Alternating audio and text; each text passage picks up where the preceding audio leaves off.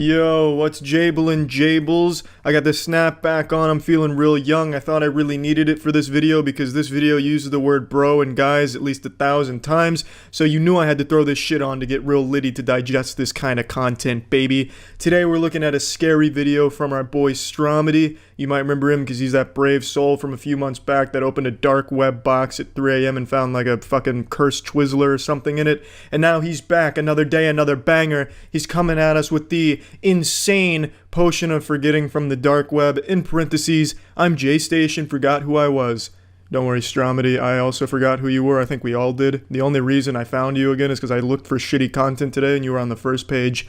Let's get into this action, baby. Fuck yeah. Stromedy Squad, what the hell is going on, guys? Hope you guys are all having a great day, and welcome back to another video. Today I got with me my boy J Hills. What's poppin', guys? And today, guys, I love these YouTuber intros. And his friend looks fucking coked out throughout this whole thing. He's just doing one of these the whole time. Like he can't fucking sit still like a reptilian about to bust through his human skin suit.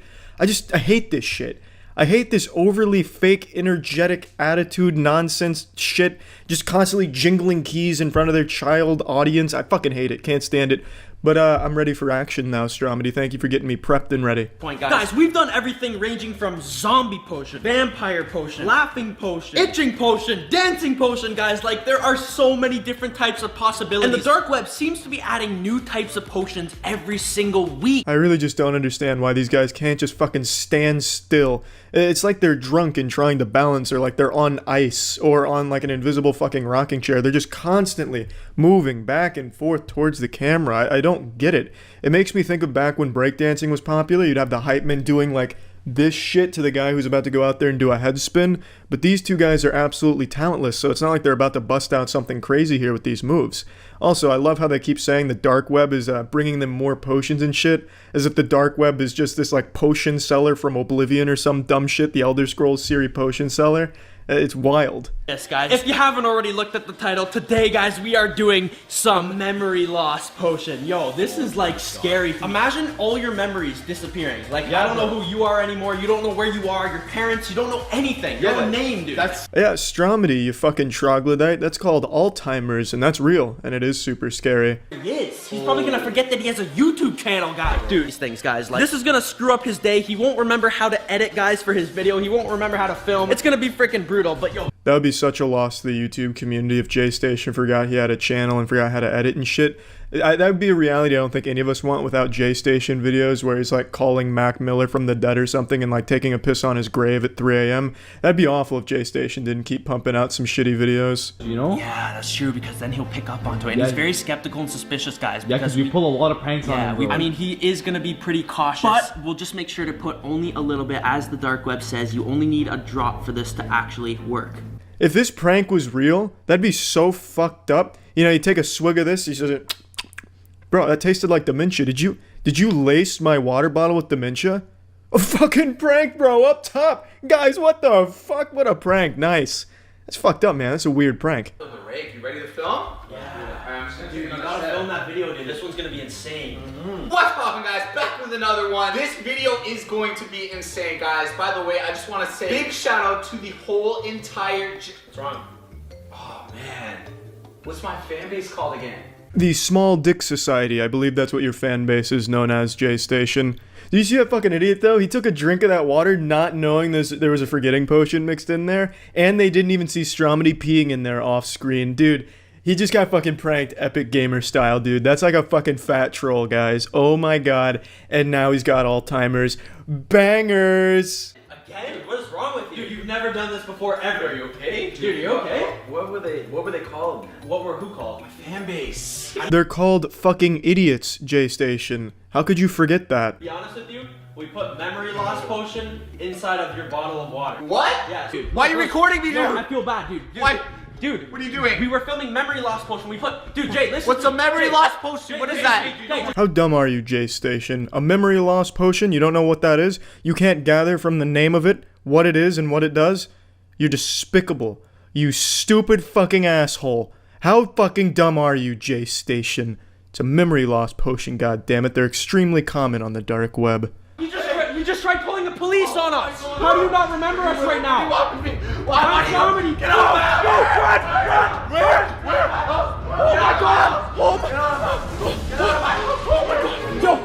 Yes, I also keep a crowbar on my counter in the kitchen right next to my bread, so that way when I wake up in the morning, in case there's an intruder trying to steal my peanut butter and jelly sandwiches, I can beat the shit out of them with my fucking crowbar, Half-Life style. Don't say anything. Video, look, that's you, that's Stromedy, and that's me. See? We've made videos together. We're friends. We're not here to hurt you. But we make videos every day, bro. Bro, look. Show him the pictures. You starting to remember? It's a video, look. Yo, I think he's starting to remember. Yo, Jay. Jay! What's he doing? What's he doing? J-Station's gone feral. He's resorting to his primal instincts. He's gonna start going around on all fours now, taking a shit in the middle of the family room, throwing shit all over the place, all over the walls. It's about to get fucking messy. Just come talk to us. Jay, calm down, bro. We're not here to hurt you, Listen, dude, we're not here to hurt you, man. What is wrong? You're gonna hurt me. Jay, we're not here to hurt you, bro. I'll be honest, I don't think you gave him memory loss potion. I think you gave him giant pussy potion, juice potion, polymerization. He's a big pussy now. That's what you gave him. Because he is a huge bitch. A crying, whining bitch. And I guess that potion never wore off because that's all of his videos. Oh my god. Okay, you're back though, right? Yes. Okay, Stromedy Squad, this was an absolute banger but scary video. We almost lost Jay, guys. That was the most scariest thing we ever went through. Stromedy Squad, I gotta go now. We gotta somehow explain this to the cops. I'm gonna catch you in the next one. I love you guys. And as always, peace! Man, how the fuck are they gonna explain that to the police? They're not gonna believe they had a memory loss potion from the dark web? Like, who's ever heard of the fucking dark web? No one's gonna believe that fairy tale. Honestly, your best bet, Stromedy, in that situation would just be go outside and just ask if they'll buy your merch. Just plug your fucking merch to the police. That would be fucking lit, bro. Plugging merch to the coppers? Damn. What a banger of a video. You gotta love shit like this. The brave men and women on YouTube making content like this. It's inspiring, almost. But yeah, that's it. See ya. Nothing haunts a chode more than a FaceTime of a popular character at 3 a.m. by a shitty YouTube douchebag. Right now, J-Station kinda has the monopoly on it. He's the gold standard of shit FaceTime scary videos. He's the blockbuster in the space. But there is a Netflix on the way, a competitor. His name is Hype Mike. I just found out about this man today. He's basically J-Station without the crippling meth addiction. Instead, this guy's traded meth for coke. This man is always high energy. He's fucking feeling himself. Let's dive right in with one of his bangers, FaceTiming Andy and Bonnie from Toy Story at 3 a.m. What is up, guys? My name is Hype Mike. Welcome back to the hypest channel on the internet. Tonight, we're going to be attempting to call Bonnie and Andy at the same time at 3 a.m. Yes, Andy and Bonnie from Toy Story, the apotheosis of horror, the first two characters you think of when you think of something terrifying. Jesus Christ, Michael, I tell you, just the fact that you're about to FaceTime these two is enough to send shivers down my ass crack and send me to bed with wet nightmares. I don't even need to see the video. Call them both at the same time. Now, as you can see right here on both my phones, it is currently 3:09 in the morning. And just to show you guys that I do have both Bonnie and Andy's phone number on both my phones. Well, Michael, you'll get no argument from me. I think it's pretty hard to scientifically dispute that kind of evidence. It's very clearly Andy and Bonnie's number from Toy Story because he just showed it to us on his phone. Who the fuck else would it be? Actually, Michael, the more I look at it and the more I think about it, how do I really know that's their number? You're gonna have to prove that a little bit more. You're gonna have to give me a little more to work with there. We live in 2019, a society where we can deep fake Keanu Reeves' face on a staged gas station robbery for a joke video and have people believe it was the real Keanu Reeves. In fact, Michael, I don't know if you knew this about me, but my face has actually been deep faked on a few porn videos. One of them had 6 dicks surrounding me. I've never even seen 6 penises in my life, Michael. Well, that's not... If you tally up every dick I've seen over the course of my 25 years, like, cumulatively, it's definitely going to be in excess of 6, but never all at once in a circle surrounding me. I've never been in that situation, Michael. So clearly you can see where my skepticism is coming from by just looking at a name on a phone. It's not enough to convince me. Hello? Hello? Who is that? I'm Bonnie. Who are you? Why are you calling me? Who's Bonnie? I don't know. I'm just a little... Wait, Bonnie. Wait, you're that little girl who took my Woody doll. Well, not to butt in here, Andy, but she didn't take your Woody doll. In fact, if you remember at the end of Toy Story 3, you gave her your Woody doll. So I don't know why you're acting like such a big fucking prick here. She didn't steal it from you. It's not like she rappelled down your rooftop and busted through your window to steal Woody in some type of Mission Impossible experience. No, that's not what happened. You gave it to her. Now I have to say, Michael, I'm going to criticize the production value here a little bit. You're putting on a voice for Bonnie. You couldn't find the real voice actor for Bonnie. You have Andy in a hoodie. You couldn't even put him in a sheriff's hat or anything, and he's not even trying to do a voice. This is low quality, Michael. You're never going to compete with the big dogs in the space if you're not willing to really go the extra mile. You've lost me. Now you've broken my immersion. Now I know it's not the real Andy and Bonnie. Andy gave it to me. No, I'm Andy and I did not give you my doll. This is so bad. Well, I don't have it anymore. Yeah, well, that's because I have it now.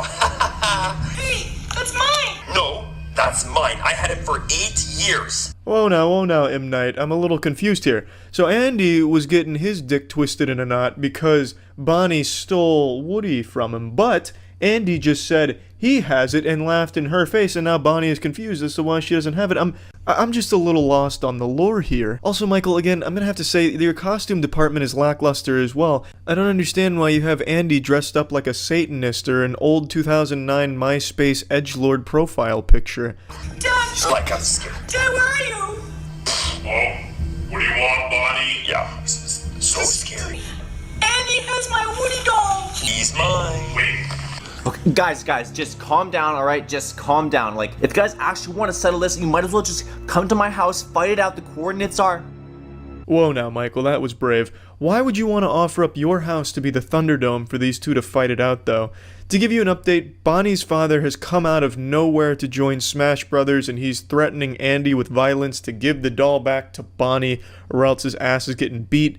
And in response to this, for some inexplicable reason, Michael comes in and says, why don't you guys come beat some fucking ass, slit some throats at my house, and then gives them the coordinates. Why are you giving them the coordinates, though, Andy? Why wouldn't you give them the address? What the fuck are they going to do with that? Oh, yes, Andy, thank you for the coordinates. I'll plug this in.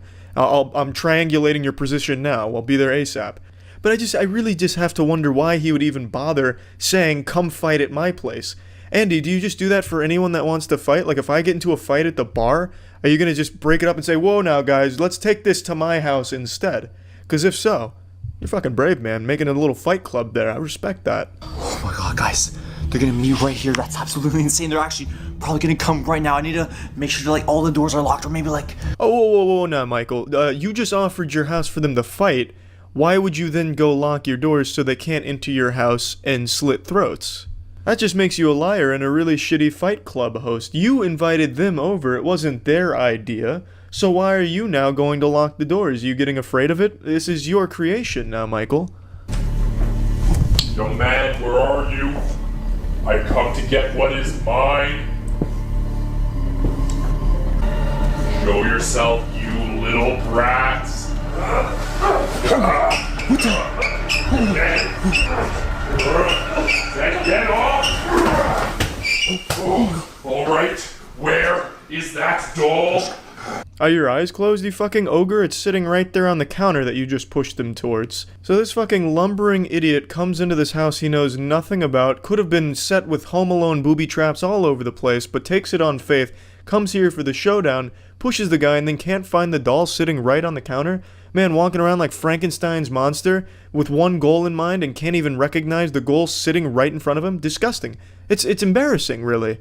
Bonnie should be ashamed of herself for having such a stupid fucking dad. What the hell? Oh, no. Let go of that crate now or else. Let me see where. Whoa! Get the hell out of here! I need to get the hell out of here. This place is insane. I'm not dealing with this, but thankfully, I do have the Woody doll back. That's the whole rest of the video. I kind of broke it down into the only 4 parts that have anything at all that happen in them. Everything else in between this is just him saying, guys, Woody, wow. So I cut all of that out for your own safety, really, because it's fucking awful to listen to. But I have to wonder, why the fuck does anyone watch this? Even as, like, a diaper-shitting, milk-snorting toddler, it's not well done or scary. The last thing I want to do is compliment J-Station, but he's the most similar channel to this, and at least in his defense, when he does these shit videos, and it's all he does, he actually has shit that happens during it. Hype Mike's videos, on the other hand, this is about the extent of their action. He grabs the Woody doll, runs and hides in a bathroom, and then both Andy and Bonnie's dad leave. That's all that happens. It's not even like an attempt at like tension or scariness. Genuinely, nothing fucking happens in the 10 minutes plus. I don't get it. I can't wrap my head around it. At least when you look at things like if I was a kid, I could maybe see why that would make sense. But here, fuck me, I don't get it at all. Hype Mike. Yeah, it sucks, but good work out there, I guess. I don't fucking know. Anyway, that's some more scary FaceTime shit. Always fun. So yeah. Fortnite. Drake played it, which means if you play it, you'll be as cool as Drake. I don't need to explain what Fortnite is, because it's more than a game. It's a fucking movement. It's a way of life. Even if you've had your face buried in Comcast's asshole and haven't had access to the internet in the last 8 months, you're still familiar with what Fortnite is. Prisoners probably don't even use cigarettes as currency anymore. They probably use V-Bucks. The game is beyond any game ever made. Now let's take a moment and just take a little bit of silence here to remember that a lot of people died before 2017. Jesus Christ didn't even make it to 2017. Everyone who died before 2017 did not get to experience the joy of Fortnite, and that is incredibly fucking sad. I honestly think we should change our dating system and move from AD and BC to BF before Fortnite and AF after Fortnite. So we're in 2018 AF because we're after Fortnite, logically. Now, I personally like the game. I think it's fun. I play the shit out of it both on and off stream. But the best part about Fortnite isn't the game itself. It's the amazing content we've been blessed with on YouTube. The creative geniuses, the innovators, the visionaries, the masterminds have really been letting their creative juices just ooze out of every pore in their body. And they're producing some of the best content the internet has ever seen, such as posting full uninterrupted matches of Fortnite, 20 plus minutes, almost no commentary, definitely no jokes, and they might even lose the match in the end, but they post it 3 times a day and it's great.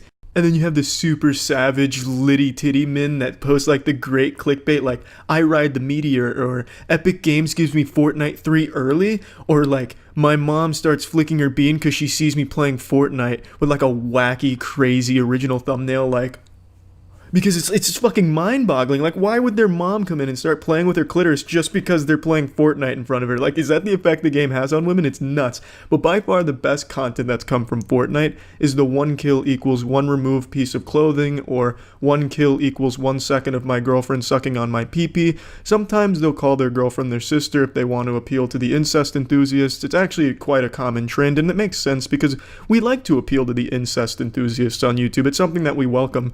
And I just thought it'd be fun if we just went through and watched some of these 1 kill ones, so that way we can all get a taste at what Fortnite has really blessed us with on YouTube. Here we go. This one seems interesting. 1 kill equals 1 makeout on Fortnite. I love to watch 2 goobers just trade spit.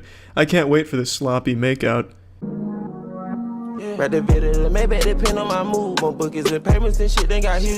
What a beautiful intro. That takes us right back to 2008 montage era shit. This must be his first time with Windows Movie Maker. Come on, god damn it, get a kill. I need this. Please. I need to get off. Yes. Oh, yeah. I'm fucking ready. Get on my game. He died so fast. Get on my game. Stop fucking talking to her and make out with her. Get on my game. That's 31 KO. Don't fucking tease me. I need to get loot first. No loot. Just get to the action. You ready? I need to climax. Oh, I'm ready. Oh, I'm ready. I'm ready. Ooh, give me that. Please. Oh, yeah.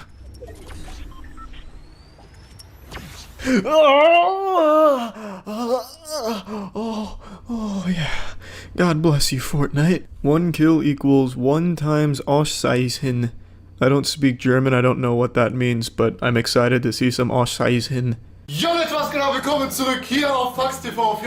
What's fucking crazy is I don't even need to understand German to know exactly what he just said right there. It's like douchebag is a universal language. I guarantee it was something about smashing that like button and ringing the bell. Oh, what is that, clothes that she's wearing? You're gonna make a 2018 Fortnite YouTube video and you bring a girl with clothes on? What is this, fucking amateur hour? Are you fucking kidding me? You're not gonna exploit her for views right away? No, I'm getting to the end here. There's definitely gotta be some tits coming out. Ich darf nicht gucken, okay, ich darf nicht gucken. Whoa, stop. Nein, Freunde. No, don't stop. No. Oh, I didn't get my little wiener off in time. I came for some fucking Auszeichnung, and all I get is an ouch blue balls. Ugh, she only got down to sports bra. That's all these Fortnite 1 kill, 1 remove piece of clothing till nude. That's as far as they go. They never show me the boobies, the magic milk tanks. I'm glad that YouTube lifted the ban on clickbait, so that way clickbait's alive and well out here. What the fuck? These kids don't look 18 or older? There's no fucking way this is legal. Are you fucking kidding me? If these kids are 18 or older, I'll eat Tom Brady's jockstrap if he lets me. I don't think Tom Brady would want me eating that, but if he lets me eat it and they're above 18, I'll just gobble that shit down. Let's Google this.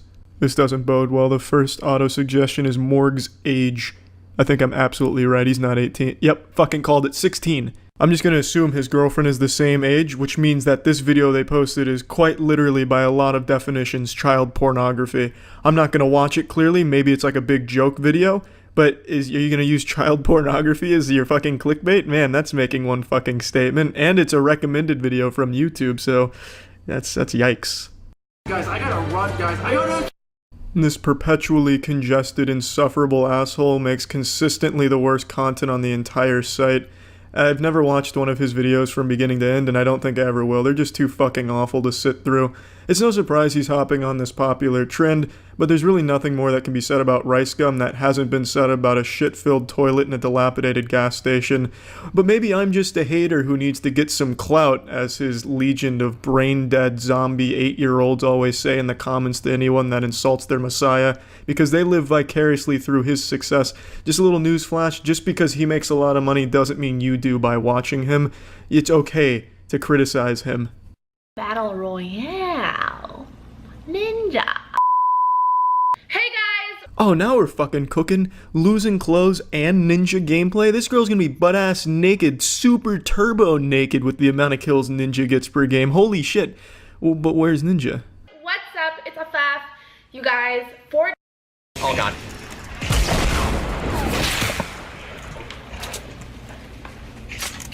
Nah, you wait. Oh yeah. Maybe once you stop fucking lying to me. You said there would be ninja and removing clothing, but look at how much clothing you're still in, and you didn't even have ninja there. You just took clothing off watching a ninja clip. It's the stupidest shit I've seen in a while.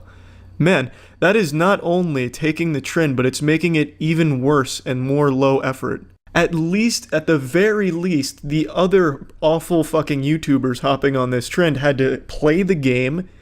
She didn't even have to do that. She just started taking some clothes off, minimal amount of clothes off, by watching someone else who has played the game before.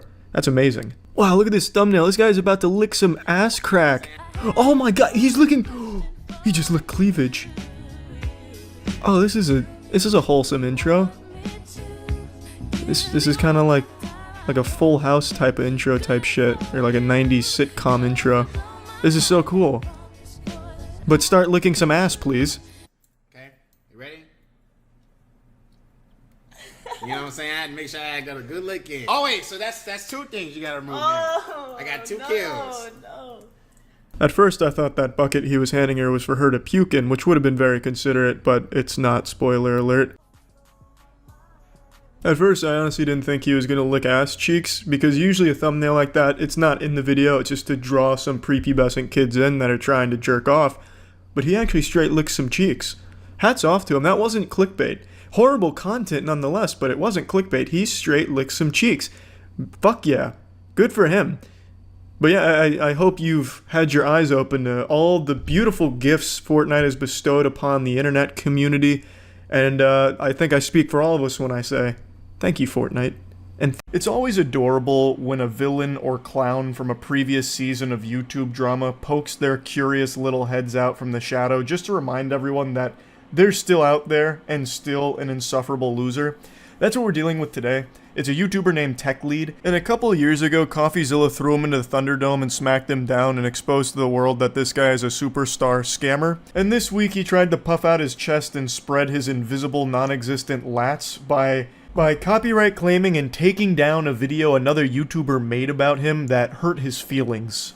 Internet Anarchist made a video kind of just going over the CoffeeZilla vs. TechLead saga from a while back, and TechLead decided to copyright strike him and openly, on camera, with 4K video evidence, admit to falsely flagging him and abusing the YouTube copyright system. This delusional douchebag attempted to take a victory lap over Internet Anarchist's corpse, gloating, about his abuse of the YouTube copyright system, his sensitive little feelings led to the hatred blinding his eyes like cataracts, and him not realizing that he is openly admitting to something you are not allowed to do and can get into big trouble for. As I've mentioned in the past, there is a very popular case where YouTube themselves actually stepped in when someone was notorious for false flagging other YouTubers' content, took them to church and put the fear of God in them. Like, the false flagger back then got slapped with massive fines per instance of their abuse of that copyright system. So it is something that is taken very seriously, and this dumb, insufferable asshole is openly admitting to it on camera. That's not even doing it justice. He is so proud of it, he was wearing that like a Boy Scout badge on his jacket. But I'm assuming the stupid potion that he drank must have wore off, or maybe someone in his life kicked down the front door and told him how terrible of an idea that video was, because he has deleted it as of this afternoon. So the only footage I have to show you is from the internet anarchist, who was kind of just cutting the most shocking bits of what he openly admits to. I tend to copyright strike down any expose videos on me because I understand that these are not real exposés. There's no journalism involved in here at all. Journalism is probably the boogeyman that keeps him up at night, haunting his nightmares. Because any journalist that ever looks into Tech Lead will find the most filthy and foul resume ever. This guy super sucks, and any journalism that's ever done on him only further exposes how much of a scumbag he is. I also just have to mention that the title of his video where he talks about this actually gave me a bit of a belly laugh like fucking Santa Claus. He had the chutzpah to call the YouTubers he's referring to in the video scam-tubers and put it in his title. Marinate in that for a moment. That's like Justin Timberlake calling someone else an alcoholic. Welcome to the world of business where people are afraid that they're going to be doxxed. Well, if you're going to come into business and do business in this world, yes, you're going to be doxxed. You better have an identity. And so then he takes to Twitter complaining he's going to have to dox himself to the tech lead. So you're saying I have to share my personal information to tech lead or let my video be taken down? He's afraid he has to be doxxed if he wants to counter the dispute. YouTube jumps in and says, well, you can also hire an attorney if you want to represent yourself. Well, yeah, this is business, right? People have a complaint against you. You can't just be a nobody and hide behind anonymity, right? You don't even have a real complaint. You have hurt feelings and thinning hair from the stress of being such a whiny loser. This is a ridiculous statement that just because you're in that field, you need to be doxxed. It's just, the way he talks about it, it just comes with the territory. You're out of your fucking gourd. Like, you've lost your marbles. I also can't stand the way he talks. He actually just sounds like what I imagine every Reddit mod who thinks their job is the most important thing in the world sounds like. One of the main reasons I will actually copyright strike a video, though, is I want to know who's behind the video, right? I want to know who these people are. What if it's somebody I even know in real life? Oftentimes these haters are people who know you very well, actually. I mean, this could be a real physical threat to me. That's called paranoia. Like, that's an actual mental disorder that you've got here. You might want to get yourself checked out for that one. You think that someone just making a video on the history of CoffeeZilla spanking your cheeks red could have been someone that you knew in real life that could lead to a physical threat against you because he made like a video essay about it. Come back to reality, Tech Lead. Snap out of the genjutsu that you're trapped under here. I don't know what world you're seeing. Like, that is a crazy perspective to have on it. Like, legitimately, that is unhinged. Now, I don't think he actually believes it. Like, in all honesty, I think the only reason he's putting that there is like a cover your own ass token as like a, oh, well, that sounds reasonable to like the mind of a Neanderthal, perhaps. But anyone who thinks about that for even like an iota of a second would immediately recognize that that is a ridiculous thing to actually believe, and I don't think he does. He's using that as some kind of justifiable reason for why he does that, but even he backpedals on that so quickly. Like, he gives up on that facade almost immediately. Really, these scam tubers exist only because I allow them to exist. And I can shut them down anytime I like because I own all of the copyrights to the images and audio that they're using. A complete fundamental misunderstanding of how anything in the real world works. What the fuck are you yapping about? What? No. Let me go ahead and set the record straight here. They are your videos, sure. But anyone can take those videos and make their own creative pieces about them using clips from them. That has been argued in court 100 times at least, And every single time, it is always ruled that that is completely okay to do, fair use. As long as they're not taking your entire video and using it, or doing nothing transformative with it, then they have the legal right to do so. They can take your video and highlight moments from it. Talk about moments from it, the same way I'm doing right here to throw tomatoes at you. What I'm doing isn't journalism. I'm just spitting on you and making fun of you for the absolute clown that you are. And I can do that, and there's not shit you can do about it legally. You're more than welcome to try. I will 100% use every single resource available to the entire legal firm that we have at our agency, Mana, which I am an owner of, to absolutely take you to court and embarrass you if you want to go that route. Though I don't think you want discovery to happen on your end, just a little hunch there, tech lead. But the point is, you're just completely wrong. Like this little supervillain monologue you're giving, like pinky to the mouth like Dr. Evil. They exist because I allow them to. Like your dumb little fucking speech has no teeth to it because it's completely fucking wrong. I will issue these copyright strikes on these new YouTuber, Scamtuber videos. And I don't really care one way or another, I guess, but it's more of a hazing ritual for me, like a welcoming ceremony, just to let them know what they're in store for and who runs the show around here, who owns the content around here. Oh God, Jesus, stand back. Whoa, whoa, this guy means business, holy shit. He's going insano style. Gee, wow, he's going fucking swag mode. He runs the show, he's the big dog, he's the big shot, the sheriff on the block, watch out. Damn. Yeah, this all seems like the actions of someone who really doesn't care.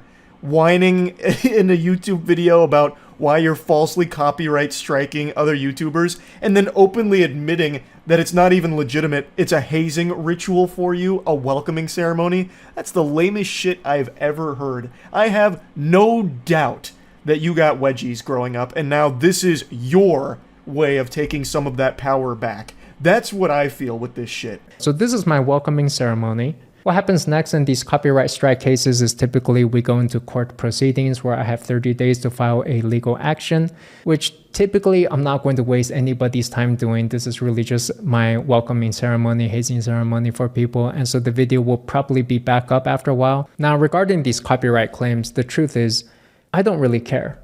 If I wanted to, I could go find all of these expose videos about me and copyright strike each and every one of them and take them down and take them to court if I really cared, if I wanted to. You could absolutely try and do that. Just like I could try and do a backflip right now and probably break my fucking neck. But you can definitely try it and you would 100% fail. Just like me if I tried to do a backflip. You are openly admitting here, this right here would be evidence if you tried this. Because you are openly admitting that it's just a hazing ritual, welcoming ceremony, and not real. They're fraudulent strikes that you're issuing, blatantly abusing the copyright system. So, if you did actually take these to court, like the big shot you are, you would probably incur huge fines as a result of it, just like the last guy that YouTube beat down financially for this exact thing that you're talking about here. How dumb can you possibly be? He is with his whole chest talking about how he's abusing the YouTube copyright system here. And that is something that YouTube does take very seriously. So I'm very curious to see what they're going to do about this going forward. He has deleted his confession video already, and now Internet Anarchist video has been reinstated as well. At the very least, it seems YouTube is aware of this situation, so it's just a matter of what are they going to do about it going forward. But yeah, I had to talk about this a little bit. This guy, Tech Lead, is a complete fucking loser. That's really about it. So yeah. It's October, which is the unholy, cursed month where all the ghosts, ghouls, and demons come straight from hell to Earth to steal our V-Bucks and answer our 3 a.m. FaceTimes and haunt us. But, luckily, we're protected by the brave, shitty YouTubers making not scary, shitty videos about not scary shit. I figured for this month I'd watch a lot of this bullshit and just really get in the zone for Halloween and the mood for this spooky, scary shit. So we're going to start with watching a Stromedy video here on some dark web unboxing.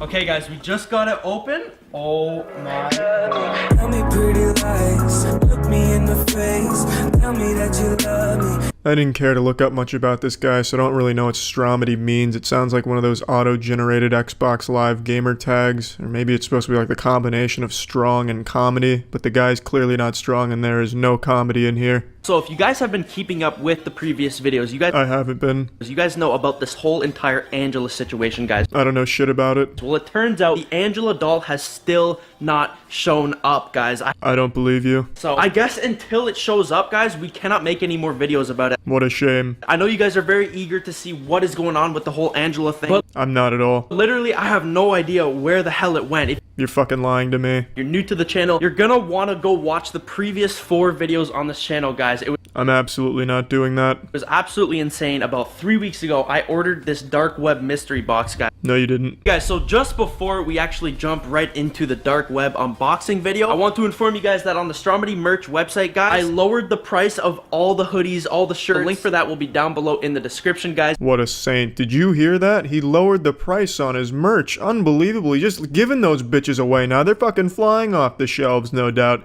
I mean, that's why I clicked on this video for 3 minutes of a fucking Dragon Ball Z recap for your other shitty videos and then plugging your merch about how you've lowered the price. That's exactly what I was hoping for here, Stromedy. Thank you. Went back on the dark web, otherwise known, guys, as the deep web, and ordered another mystery box, guys. A dark web mystery box. Alright, you fucking normie. The dark web and the deep web are 2 separate things. The dark web is a portion of the deep web, but they're not the same thing. Please don't fuck up the nomenclature. Also, what the fuck is a dark web mystery box? What, you go on the dark web and they just have like an Amazon store where you click, I'd like a mystery box of decapitated heads and pig's feet or something? What do you mean? What kind of fucking mystery box would the dark web possibly have? Obviously it's fake. I'm not an idiot. I'm not 6 years old. I know it's fake. I know he didn't actually order a dark web mystery box, but just play with that idea in your head for a second. Why would the dark web have a mystery box that you can order where they just send you a bunch of trinkets and toys? It makes no sense at all. And when he gets to opening the box, it is quite literally just junk he found in his house and at Party City. Box just showed up like an hour ago, guys. We're gonna get started with this unboxing. Check it out. It literally, like, DW. I don't even know. Oh, you know what? That stands for the dark web. That is so freaking crazy. Check it out. Ace Detective asshole over here, cracking the code immediately. A regular old cryptologist here solving this puzzle. Yeah, DW most likely did stand for dark web. This is a pretty lazy attempt to make the dark web box. You just wrote DW on the side of a box you had in your garage. I think you definitely could have done a lot more with it, to be honest. DW.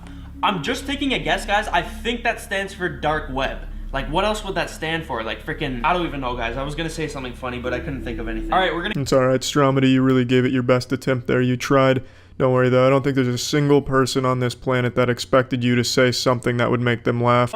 Holy crap, guys. Based on the first look inside this, the stuff in here is looking like it's worth a lot of money, guys. Like, holy crap.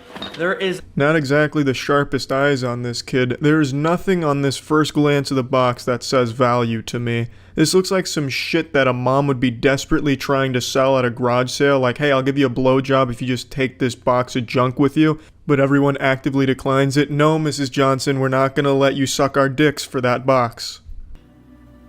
Okay, what the hell is this, guys? Holy crap. Freaking skull face on the front.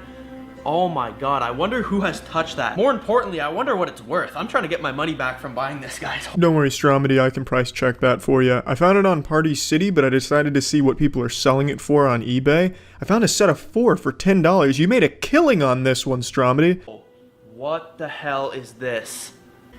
I don't know about you guys, but this looks like some sort of Egyptian thing. Guys, look at that. It's got like the old, like, Egyptian signs. It's got like hieroglyphic writing on the sides there. What the hell? Guys, the freaking knife. Guys, I literally have a knife exactly like this. That's so weird. Holy shit, that is weird, Stromedy. You should take that knife that you have that looks like that one and put them side by side. The one you just pulled out of the box and the one that you had. The resemblance is probably uncanny. He went to Party City and just took a bunch of cheap shit to throw on the box, but realized he didn't get enough to pad out the video over 10 minutes. So then he started scrambling, just pulling shit from his house. In his kitchen, knife. Check. Yeah, that'll be scary. Oh, is that a Cheeto crumb on the floor? Bang, in the box. It's a cursed Cheeto crumb now. It's pathetic. Oh my god. What is this? A mirror? Guys, I found like an old mirror. What is this? It's like some sort of bottle, guys. At the front it says blood. What the hell is this? Okay. Guys. Now we definitely know this box is from Egypt. Can't argue with that. Now this case is closed. That is hard evidence that you cannot dispute.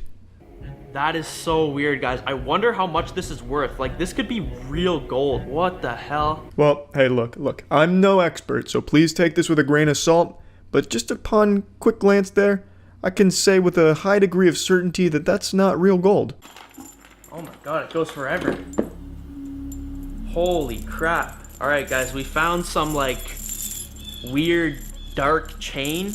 And if you guys are thinking, oh, that's the chain from the other mystery box, it's literally not, guys. Like, you can go compare the colors. Don't you dare question the reuse of props in Stromity's videos. He would never. He went to a separate party city for that chain. So don't you ever devalue the hard work he puts into these very creative and thought out dark web unboxing videos. Don't you dare. Get off your fucking high horse. That's not the same chain. I mean, that's basically the end of the video. He just keeps pulling out shit that he found in a trash can somewhere in a back alley and calls it a dark web unboxing. It's scary shit, and he's cursed now, obviously, so, I mean, hats off to you, Stromity. My prayers go out to you. I hope everything works out for the best. But, yeah, I hope everyone was as frightened as I was while watching this, and that's it. See ya. Most YouTubers are absolutely shameless when it comes to getting views on the platform. They would golden shower their mothers while their father films for their vlog series if it meant a couple 100,000 views, but none are more shameless or just downright batshit insane than Prank Invasion. There's nothing more I can say about Prank Invasion that hasn't been said about your creepy uncle or the pedophile gym teacher you had growing up. This man is a downright fiend.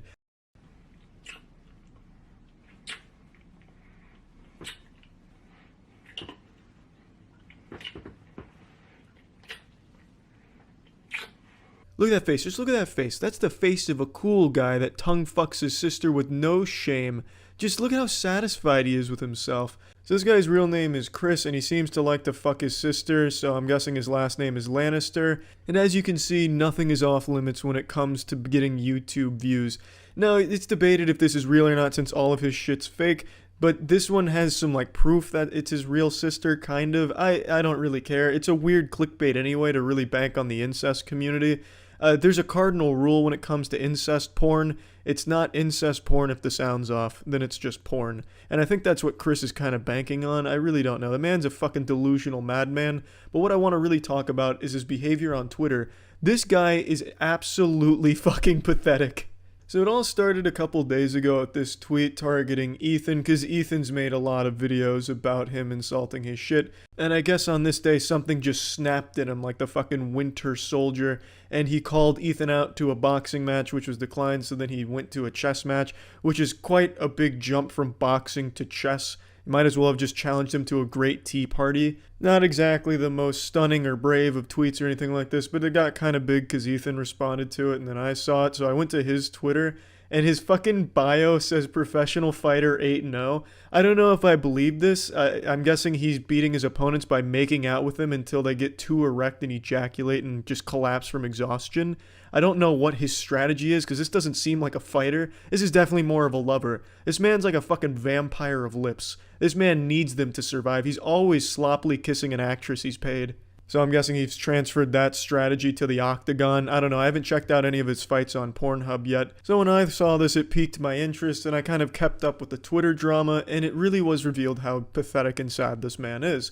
A response from Chaos Silencer, you need to go to college to be smart, and then Chris responds, reread my statement. Your reply is a logical fail. I would know because I scored a 174 on the LSAT, which got me into Northwestern Law after graduating with top honors from UC Berkeley. BTW, the LSAT is an exam in logic. This shit is like straight off of a copy pasta. I wish he had continued. I was expecting another tweet like an hour later. Oh, and also I graduated top of astronaut camp with over a 5,000 parameter index interstellar point score, which has never been done. That blew Neil Armstrong's scores out of the water by over 4,000 points. I am quite literally out of this world. You are beneath me. I was expecting more from Chris. If he was going to go on this copy pasta route, I wish he had committed a bit harder. When I saw this response, I couldn't help but retweet with comment, which isn't something I usually do. So I said, you fucking idiots don't even realize he also graduated at the top of the Navy SEALs with over 500 confirmed kills. Even more impressive, he's made out with his sister over 1,000 times. No, you know, not the biggest zinger I've ever had, no doubt, but I thought it was enough to at least get a response from Chris, which it didn't. Chris is obviously very careful with the fights he chooses, which is why he's 8-0 against the middle school marching band that he's brutalizing. So he didn't respond to me, but he did go on even further into his delusions. He made 2 tweets making it an open challenge to anyone in a chess tournament for $100,000, but no one cares about him, so no one responded to it. I think his attempt was to get more people talking about him, but it didn't work because nobody cares about Chris, except for Ethan to make a couple jokes because Chris is just a punching bag. And then when it seemed like he wasn't getting anything more out of the exchanges, he made this tweet, and this is why I think he's probably the saddest man on YouTube. You see that magic? This brand deal wanted to pay me $25,000, but they said my Twitter impressions were low compared to YouTube and Instagram. Boom! I engineered this and played you for fools. Daddy's got his check now. No, you don't, Chris. How does that make any sense to anyone that's not 5 years old? Man, we'd really like to give you $25,000 for nothing, but your Twitter impressions are low, and they're super low, Chris. You get like 9 likes a tweet.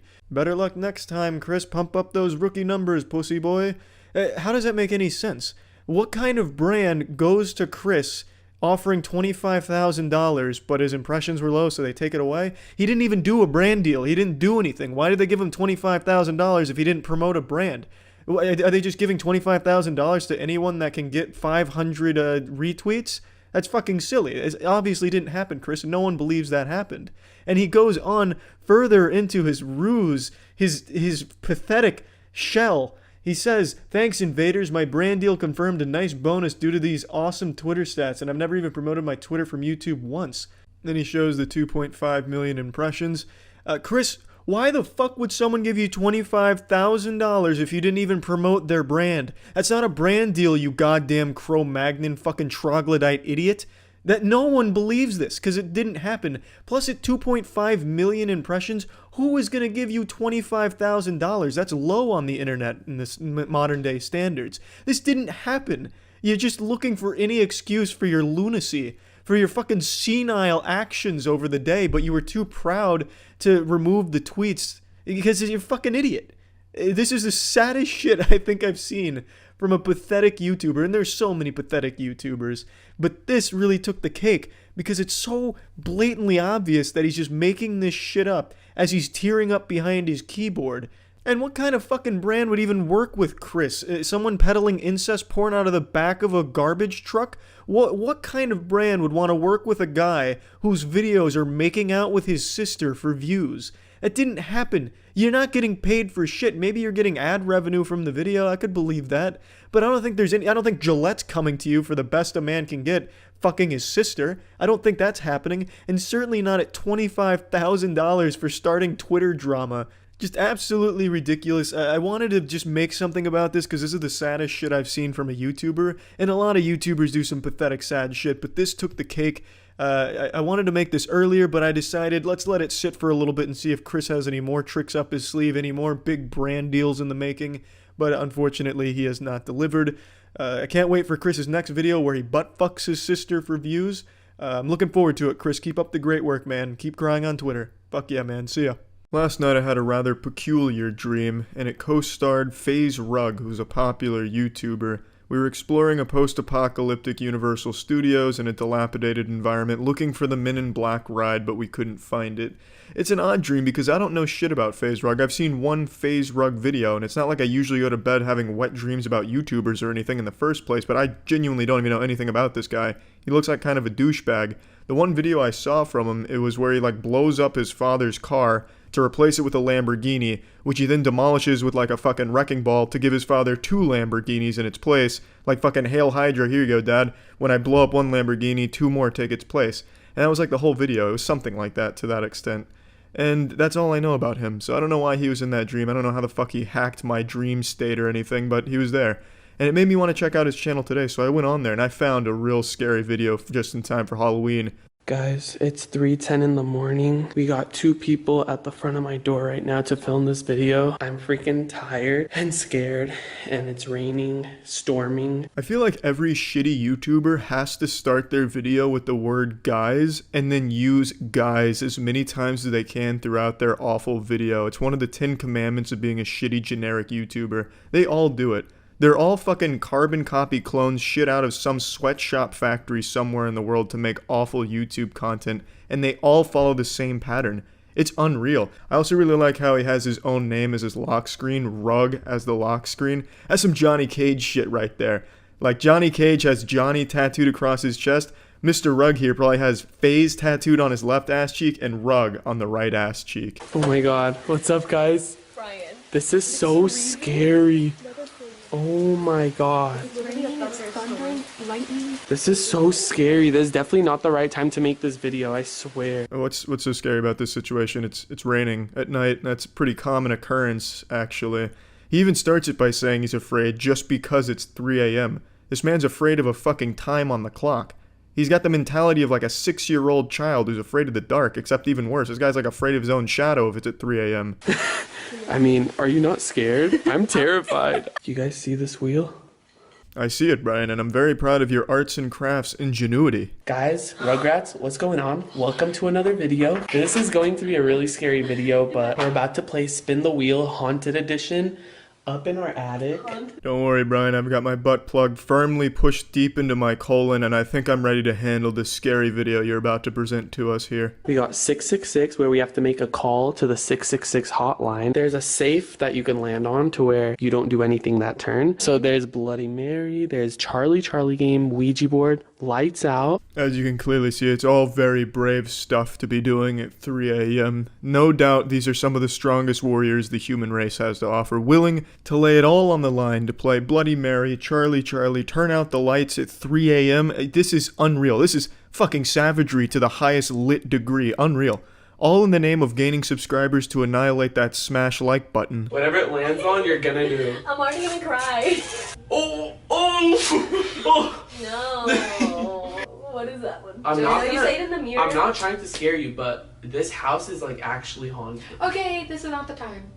You guys know this? You guys have experienced so many scary things I know here. you just like haunted spirits come with you wherever you go. They're attached. 6 minutes and 50 seconds into this agonizingly awful fucking video, and they finally spin this shit for the first time. All the way up until this point, it has been nothing but idle chit-chat with no jokes and nothing entertaining happening at all. It sounds like they don't even like each other, but they have this scripted forced dialogue that they're trying to loosely follow. It's like talking to fucking Cleverbot and having Cleverbot talk back to you. This sounds like an NPC conversation you'd stumble on in an MMO somewhere with bad voice acting. It's insufferable, and it's been 6 minutes and 49 seconds worth of that until they finally spin the fucking wheel, which is supposed to be the purpose of the video in the first place. Bloody Mary.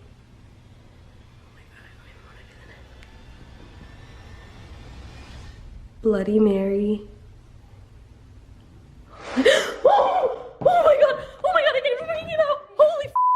Oh my god! Did you guys f***ing hear that? No, what happened? Did you guys do that? No. Did you not? Amanda, what happened? Bloody Mary.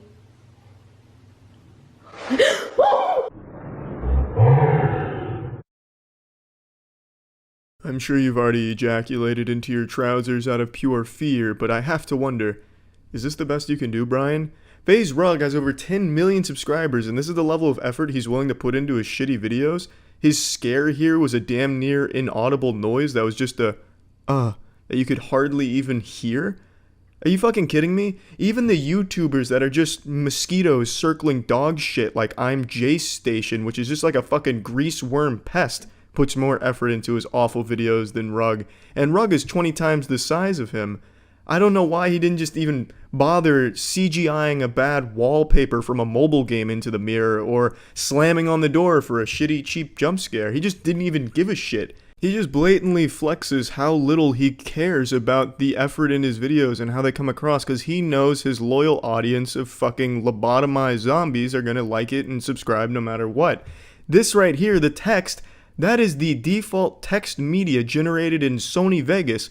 I should know because I'm still one of those fucking caveman troglodytes that still use Sony Vegas, so I can recognize this. He doesn't put any fucking effort into it at all, and he clearly doesn't need to, I guess. I'm so scared. Please be by my side. Pretend games. Something scary happens. I've never tried it because I'm scared. Brian, again? I hate you. 666 6666. Guys, do not attempt Wait, this I did at 69. home. Just hit call and put speaker. Brian. I'm scared. I hate you. Welcome to Verizon Wireless. Your call cannot be completed as dialed. Damn, what are the odds that the 666 hotline didn't work? Shut the up. Shut the I'm not answering this. No way. Wait. No way. Can't believe it, the 666 hotline operators have called him back. There is some justice in this world. Hello? Oh, Shut no, up. hang on. Shut up. Hold on. Hello? Shh. Oh my god! Oh my goodness, did you hear how scary that was? Man, that is why you don't dial the 666 hotline at 3 a.m. During the day, the 666 hotline is some professionals that will get the help you need. But man, at 3 a.m. it just changes. Becomes evil. You heard those noises. Supposed to ask if Charlie is here. And if he is, the pencil moves to yes. Charlie, are you here? There's no way to... No. Shut up. So if the pencil moves to no, do you all just take Charlie at his word that he's not there? Oh, the pencil moved on its own to no. Charlie must not be here. Well then, Scooby-Doo Mystery Gang, who moved that pencil to no? It seems like the no doesn't really serve a purpose, because even if it moves there, I think you're still going to assume Charlie is the one who moved it there, you know what I mean? Plus, I don't think you're going to find a single video on YouTube where during the Charlie game it goes to no, because everyone blows the pencil to yes. I'm going to go ahead and break the magician's code here and tell you how this is done, though I'm sure if you have a 3rd grade education, you can figure it out. One of them blows the pencil to yes. Nope. No. I'm allowed to say no. Real quick, you're not going to play the Ouija board, you're going to spin again, but Rugrats, I know you guys are probably upset, but there's so many reasons as to why. I don't know why it's on the board. Hey, what's up, you fucking idiots? Yeah, we're not going to be playing the Ouija board. I planned on it, but then I just really didn't feel like driving to Walmart to get the Ouija board, didn't feel like changing it, and I can pad some time here. So yeah, we're not playing the Ouija board. You suck my fucking asshole. Dude put some shit on the wheel that he didn't even bother to get. That's so cute. Wait, and then didn't you say, like, I don't know if I'm allowed to say this, but didn't you say that you wake up with, like, scratches on your arms? Yes. Okay, see, I haven't even told them, but guys, like I wake up with scratches on my body, like 3 fingers, like either on my side, my arm, this, like, and like I would always think that it's me, but then I don't have sharp nails, and it's so scary. I wake up, I have nightmares every night, like. No, you don't. Prove it, Brian. If Brian is genuinely haunted, I will straight up Kegel a ghost pepper. I'll give myself a fucking ghost pepper enema. If Brian's able to prove that he wakes up every morning looking like Wolverine used him as like a fucking cat scratch post, then I will be beyond shocked and ghost pepper my asshole for him. If he proves to me that that's genuine, and he genuinely wakes up every morning covered in fucking scratches, and has like a paranormal scientist confirm this for him, not that I trust the fucking lunatic tinfoil hat paranormal scientist, but makes it beyond a shadow of a doubt that this man is somehow being tormented by a sharp-nailed fiend, yeah, I'll shove a pepper in my butthole.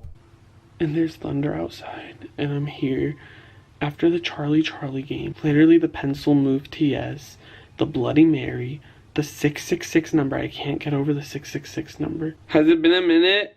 Please? Don't worry, I'm pulling you out of this haunted mansion. He ends it like that. He goes into the closet, turns off the lights, waits in there for like 20 seconds, and then comes out with the lights on being like, that was so fucking scary. Well, remember to smash that like button and subscribe. That's about it. So, I don't know how this man infiltrated one of my amazing dreams, but I'm glad he did because this video was truly eye-opening and it fucking sucked. Alright, thanks everyone. See ya. On YouTube, there's an unwritten rule that when violated, it ruins your image forever. It causes irreparable damage to your reputation, and there's really not much you can ever do to get back in the good graces of the platform.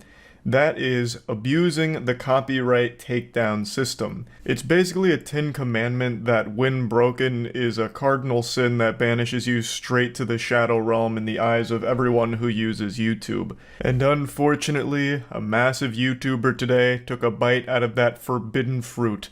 His name is Brent Rivera. I actually recently talked about this goofball only 9 days ago. He was recently involved in some medium rare YouTube beef where he and another YouTuber named Tyler Oliveira were staying at the same haunted hotel that they were milking the tits out of for content. Now, I'm not one to usually believe in the paranormal, but after all of this going around here, I'm starting to think that Brent Rivera really did catch a curse from this hotel. He's now being haunted by a clout demon that's using his body like a fucking fleshlight. A little puppet that's forcing him to say the stupidest shit imaginable and has transformed him into an even bigger douchebag. But anyway, these two YouTubers stayed at the hotel. Tyler Oliveira started trolling Brent a little bit. He was clearly instigating, so he'd go up and like say, hey, do you fake your pranks? Nothing like super mean or aggressive or anything, just like, hey, you fake your pranks, don't you? And Brent would go on the defensive. He'd be like a cornered animal. He'd be like, oh, no, I don't fake my pranks. Do you fake your fucking pranks? And then throughout the night, the two would cross paths in what seemed to be accidental because it's not a huge area. And every time they did cross paths, Brent Rivera and his henchmen would insult Tyler. So it ended up just this horrible look for him where he looks like a piece of shit because he kept insulting Tyler. While Tyler did start it, per se, his was less egregious than everything Brent was doing, so Brent ended up looking significantly worse. It was very petty stuff. I covered it because I thought it was silly, but anyway, that's where it all started. That's why it's important here. So Brent Rivera was getting dunked on by his own community of 4-year-olds who somehow found Tyler's content, or I guess maybe a TikTok of someone dancing while explaining it, must have enlightened them and opened their third eye to the situation, because everyone turned on him. Brent Rivera got a lot of shit tossed at him. A lot of YouTubers started making content around him, and I guess at some point something must have snapped. The nice guy went bad, and Brent Rivera went rogue and started copyright striking and copyright claiming some people's content that was critical of him. And one of those YouTubers is a commentary channel named Dumpy. He's made a couple of videos clowning on Brent for this whole situation, and today posted this video titled Brent Rivera Wants to Delete My Channel, where he goes over what he's been dealing with behind the scenes over the last 12 or so hours, where Brent Rivera or someone that represents him on his team have been filing takedown requests on the content that's been laughing at him. And while those weren't taken down instantly, he did have one piece of content taken down, which was this video here, and it was taken down for harassment, violating the YouTube harassment policy. Now, I haven't seen that video, and I haven't found a re-upload of it, at least not as of right now while I'm recording this, so I can't access it, but I'm inclined to believe that this is a load of dirty barnacles. Calling out shitty behavior isn't harassment. There's nothing wrong with calling out a misbehaving bad actor to the principal's office and disciplining him. As I understand it, Dumpy was just bending him over and taking his hand to his cheeks and spanking him, letting him know that what he's done is cringe, right? Like, that's not that big of a deal. But sometimes there's always going to be big egos and fragile, sensitive, thin-skinned people, like Brent Rivera seems to be, who find this content and get upset about it. And then that broken YouTube copyright system starts to look real appetizing, like a nice big glass of water while you've been starving in the desert. And they just can't help themselves. Just like Adam and Eve, they just need to take a bite out of that apple. So either Brent or someone on his team decided to start filing copyright takedown requests, which can result in strikes. Luckily, in Dumpy's case, YouTube actually sided with Dumpy. They made him aware that someone was trying to take down the content, but they ruled in Dumpy's favor that they weren't going to be giving him any strikes for it or anything like that. So big W from YouTube on that, but big fucking L for Brent Rivera or whoever is representing Brent Rivera in this way, whether it's a fan or whether he's using one of those scummy, shady third-party companies that do these takedown requests on behalf of creators. A lot of those stinky companies exist, and it's their entire business model to just slap down all types of content unjustly in order to either bury it or make money off of it for the creator. It's a very awful thing. So it might not have been Brent Rivera himself. It could have been one of those companies, or it could have been like fans that for some reason went to arms, picked up a fucking sword and said, we're going to take down Dumpy because he was mean to the guy that we like. I guess that's also somewhat possible because of how broken YouTube's system is, and they still haven't really bothered to fix it. But me personally, I'm inclined to believe that it is Brent Rivera himself in this case here. At least from what I've seen presented in Dumpy's video, it leads me to believe that it's likely Brent Rivera or someone very close to him. So let me walk you through how this thing usually goes. When a YouTuber makes the decision to go nuclear and start filing these kind of takedown requests, the whole community turns against him. People fucking hate that, for good reason. That's the lowest shit you could sink to. Just stop being a little bitch and accept that not everyone's going to like you. And when you do some dumb, embarrassing shit because your ego bubbles over and you embarrass yourself, people are gonna make fun of you for it. That's the circle of life, baby. That's nature. That's the way God made this world. And yeah, in the cyberspace as well. You know, I bet even, you know, the Lord was on an alt account kind of laughing about what you did here, because you looked real stupid during it.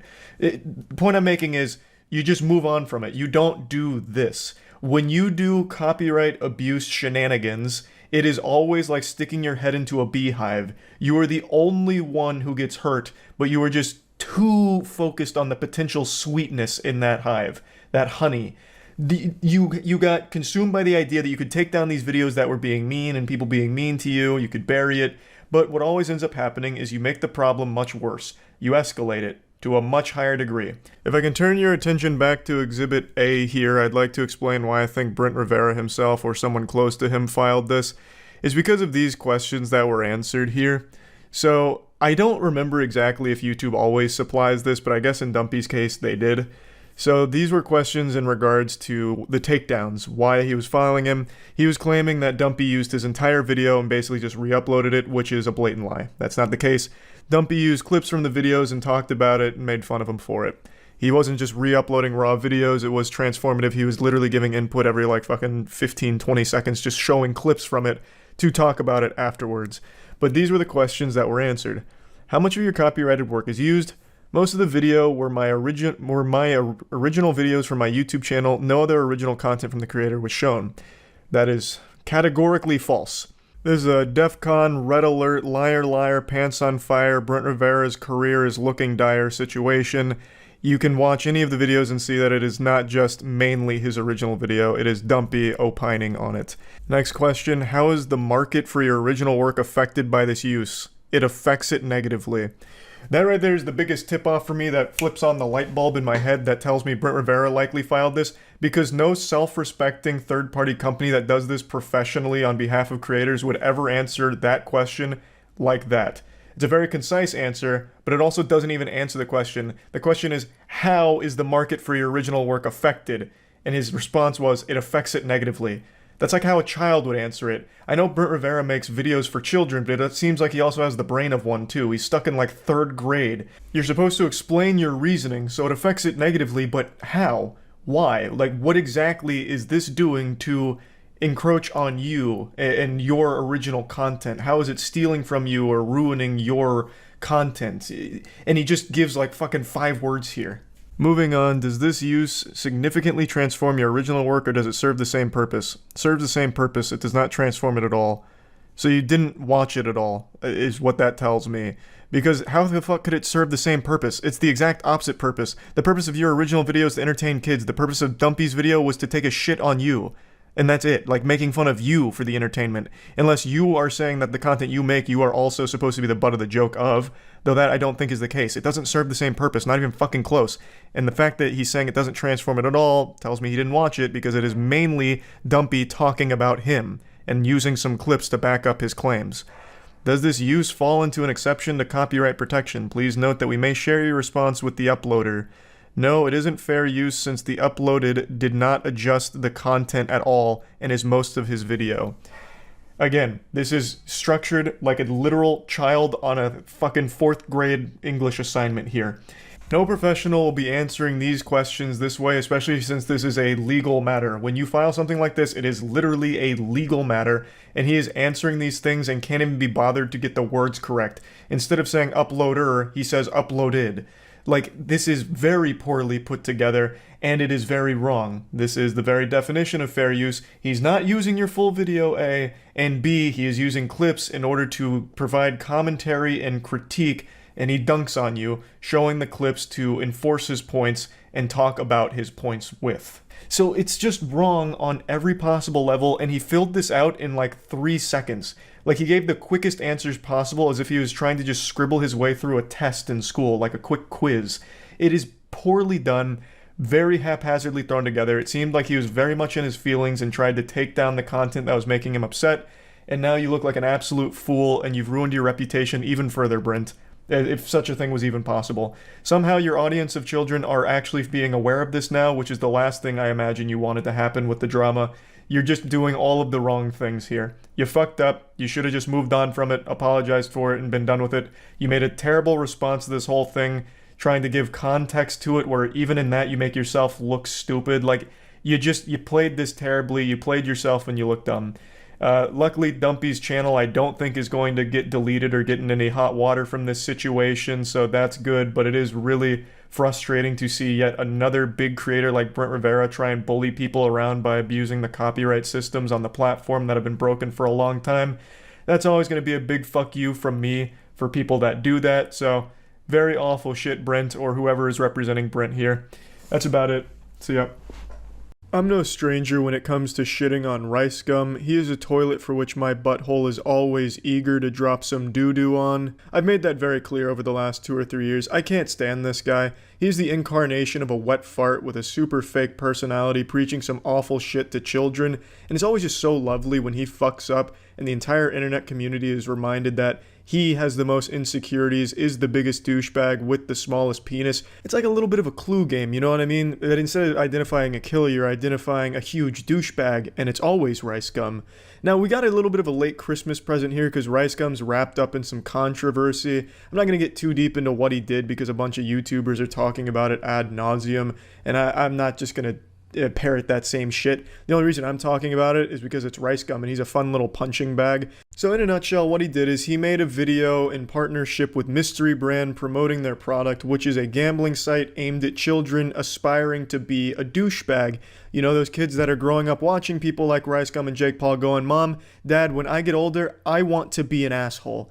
So it's a site that hopes to cater to that audience. What you do is you bid on mystery boxes that can have everything from a toothpick covered in cat fuzz to a $250 million mansion. That's actually one of the things in their box, and obviously that doesn't exist. You're not going to become fucking Tony Stark playing your Mystery Brand gambling simulator. That's not going to happen, but children don't know that. You could put the fucking Infinity Stones on there and they'd think they should just start throwing their parents' credit card on the site. Half of the shit from their grand prize pool in their mystery boxes, shit that they just don't have the rights to. There's no way they have. I'm surprised there isn't like a mom and dad get back together item in their shoe mystery box, or in the Supreme mystery box, you get a hover boots from Supreme. Just complete nonsense to draw children in is what it is, and kids don't know any better. Before Ethan H3H3 made the video about this, Ricegum's video had overwhelmingly positive response to it. People in the comments were super excited about it, talking about the things they were winning or the things they weren't winning, and they were all super excited. So it's kids that like this and adults that can see why this is a bad thing. Ricegum is promoting gambling to these children that are now becoming gambling addicts. If you look at the older comments on his videos, you can see how much they fucking loved it, which is very alarming and sad, and should honestly be illegal if it's not. Now, if you watch his video or Jake Paul's or Morg's or any of the other douchebags that were promoting this site, you'll immediately notice that the site is exactly like the CSGO lotto scam that was run by Syndicate, T. Martin, and Josh OG, where you do these mystery things and you get this mystery item and it's aimed at children, gambling for kids, which is obviously fucking awful. Now, Ricegum, in response to all this, made a video, and this man is so fucking dumb he can't even write a sentence without showing how fucking dumb he is. The title of the video is YouTubers Calls Me Out. Are you illiterate, Ricegum? Did you not go to school? Did you just pay everyone to do your English papers for you when you went? You're like the Floyd Mayweather of YouTube. Absolutely illiterate, but instead of being good at fighting like Mayweather, you're good at nothing. You have no discernible skills. The title should read, YouTubers Call Me Out for being a big piece of shit. Now, calling this video an apology would be like calling Amy Schumer a good comedian. It's not even close. This is not so much an apology as it is a, I'm going down and I'm taking all of these other people with me. He just starts name-dropping a bunch of other douchebags that did the exact same brand deal he did, and that's about it. And then he has the audacity, the gall, to do a $10 Amazon gift code giveaway at the end of his apology. I already did it. The damage has been done. You guys already saw a money-hungry side of me, and it is what it is, and there's nothing I can really do but say sorry and give you these Amazon gift cards. So I'm sorry. It just wouldn't happen again. Amazon codes $10 to $20, just a little giveaway. It's the least I can do after, you know, this, you know. Okay, have a good day, guys. I'm sorry again. I hope you guys can forgive me. Oh, shit. Hey, guys. I stole a lot of money from you. I'm sorry. I got you this Subway sandwich. I hope that makes up for it. I'm sorry. I'm sorry. I'm sorry. I'm sorry. I'm sorry. Just such a blatant disregard for giving a shit about his fans. Openly just doesn't care. And it's sad. I don't know why these fans of his continue to stay in this abusive relationship with this guy. This man openly drops trousers and takes a big old pee-pee right in their mouth. I don't know why they accept the golden shower from Ricegum so frequently, but they do. They must fucking love it. It's their fetish, their kink. I'm gonna be honest, I don't know the deep lore surrounding Ricegum's humble origins. I'm assuming he came from a very wealthy family based on the way he handles these kind of situations, where he thinks by giving away some money, everyone's gonna forgive him. Like, oh, you're such a fucking saint, Ricegum. You did this brand deal for more than $100,000 and you gave us $200 in Amazon gift cards that were probably already used when you showed them on screen. Wow, you're a goddamn hero. What a fucking patriot you are. Amazing. This guy is just such a privileged piece of shit. He just doesn't know how to be human anymore. I really just don't think it's in his nature to even understand people. And his conversational skills are atrocious. He went on Logan Paul's podcast and talked about this shit briefly. This man can hardly struggle through a sentence without saying like 1,000 times and having one of those vocal trills, you know, the Hill Valley Girl things, the vocal fries, excuse me, the hey guys, that kind of deal. That's all he can fucking do. That's the only way he can talk. That's all he can sound like. And he's constantly fucking perpetually nasally because he's got like a perpetual cold haunting his fucking sinuses. The man is insufferable to listen to and he can't speak and he's such a piece of shit. Let's go ahead and look at the clip from the podcast. And like, that was sick. Like, I kind of, like, I really wish I was a part of it. I can't fight and shit. So like, that's probably why I wasn't a part of it. But like, that's some big shit right there, man. Would you ever fight someone? Yeah, I mean, dude, so look, if we talking about fighting, it's about the opponent, you know what I'm saying? I have nipples, Ricegum. Would you fight me? And if you do fight me, can you not wear that disgusting stained red sweatshirt you have on? Look at this shit. Look at that sweatshirt. It's covered in ketchup stains and grease marks. That's apparently by design. If this is high fashion, then I don't know what the fuck is wrong with rich people. It is absolutely repulsive and abhorrent. Man, so I guess there's two things that are going on. One is like, apparently I'm promoting gambling to kids, right? So I talked about that. It's my last video. I explained it, but like that is like, I guess I was promoting gambling to kids. By golly, yes. Why, yes, that is what you were doing, Ricegum. And you know what that means? It means you're a big piece of shit. Well, hey, thanks for joining me on the Shit on Ricegum video. Don't forget, Ricegum is not only a big douchebag, but a huge pussy. Brian, if you're watching this, no amount of money you have can make you not a huge pussy. Don't forget that. Take it easy, everyone. See ya. Yeah, I don't even know how to start this video. I'm just kind of ashamed of myself. I had to see the end of the Baby Longlegs at 3 a.m. series. I had to know how the story wraps up. I got too deep into the meat of this one. So I went back to Weenie Hut Jr., Jay Hill's channel, and I looked at what happens when you drink a Baby Longlegs potion at 3 a.m. and the results are terrifying. 3 a.m. is the witching hour and it's not something to play with. But Jay Hills, this guy doesn't play.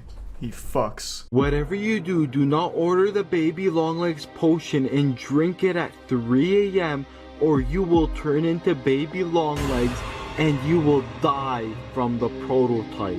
This video got crazy. Just when you thought it was safe to drink a Baby Longlegs potion, I had already placed an order for some. I had to cancel all my weekend plans after watching this. I knew it'd be bad, but I didn't know it'd be this bad. This is a very potent concoction that I just wasn't prepared for. I should have just ordered meth instead.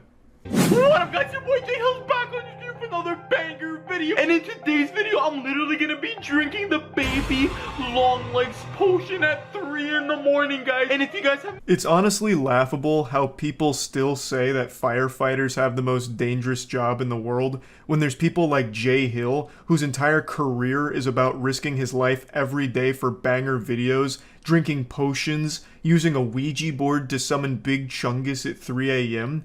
These are the real brave heroes that are putting their life on the line. 3 a.m. YouTubers are the best of us.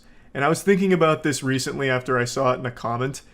There's so many kids that are growing up with YouTube because their parents are just absent in their life and they just force the internet to raise their kids, so they're just on their parents' iPad forever just watching YouTube videos endlessly.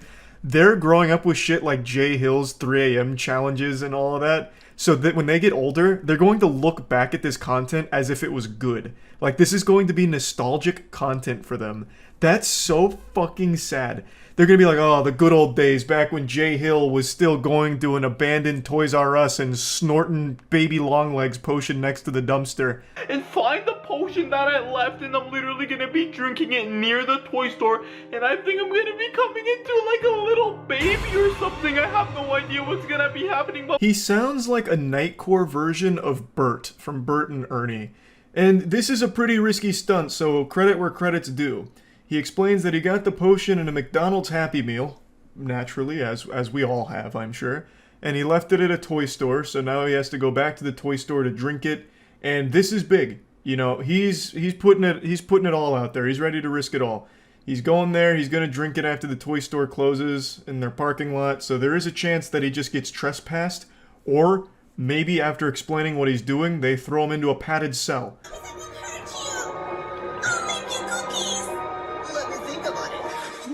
No. yo, guys! Yo! Now I'm feeling bad. Okay, let's do this. This part's pretty hype. He makes himself a sausage and then watches a Poppy's Playtime fan animation in order to study up on what it's going to be like to become baby Longlegs. And he spends about 10 minutes just nibbling on the end of his sausage. I've never seen someone eat a sausage like he does. A lot of the time, he usually just puts it in his mouth and lets it rest there. And he kind of just treats it like a popsicle sometimes, where he just kind of sucks on it, like he's trying to let it melt in his mouth. So, I mean, maybe he's already got that baby DNA in him, so he's treating it like his mother's teat or something. I couldn't tell you, but it was a really interesting way of watching someone slowly consume a hot dog. Garbage or anything? Yo. Oh my god, I might have actually put the Happy Meals in here, guys, but I don't know where I actually put it. What if, like, an employee ended up grabbing the baby Longlegs potion and probably bringed it inside of there, guys, but I literally have no idea. I feel like when I watch Jay Hills, I'm watching an episode of the Rugrats, where Tommy's going over a mission that the baby's gotta do. He speaks like an actual toddler. What if the employee bringed it inside of there? Now, I think there is an argument to be made that it's not done to, like, seriously. Like, he's doing it just to game the algorithm, and he's doing it, like, satirical. Though, he's been doing it for so long, and the people watching aren't in on the joke. The comments are literal kids, like actual children. So, even if it is done as satire, it's still mainly just making the content that he's supposedly making fun of. So I don't know, it's just in some weird purgatory here, but god damn it, I can't help but appreciate the lunacy of it. Yo, guys, it's literally the baby Longlegs potion right over here, and yo, there's a spider on it. Oh my god, guys, okay, I'm literally just gonna be bringing this back inside of my car. I don't think that was a spider. I mean, call me crazy, maybe I'm taking stupid pills, but I don't think that was a spider at all. This is blowing my mind, but luckily we found the baby Longlegs potion.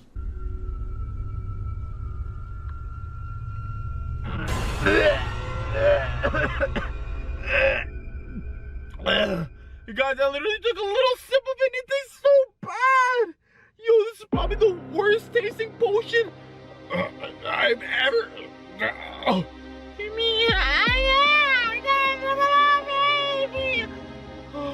Yo, I think the symptoms are kicking in already! I absolutely love that while he's mighty morphing into baby Longlegs, his voice doesn't change. When he's doing baby voice and his normal YouTube voice, it's exactly the same. So it's hard for me as a spectator to know which one's Jay and which one's baby Longlegs. Yo, it hasn't even been 2 minutes. Baby mama.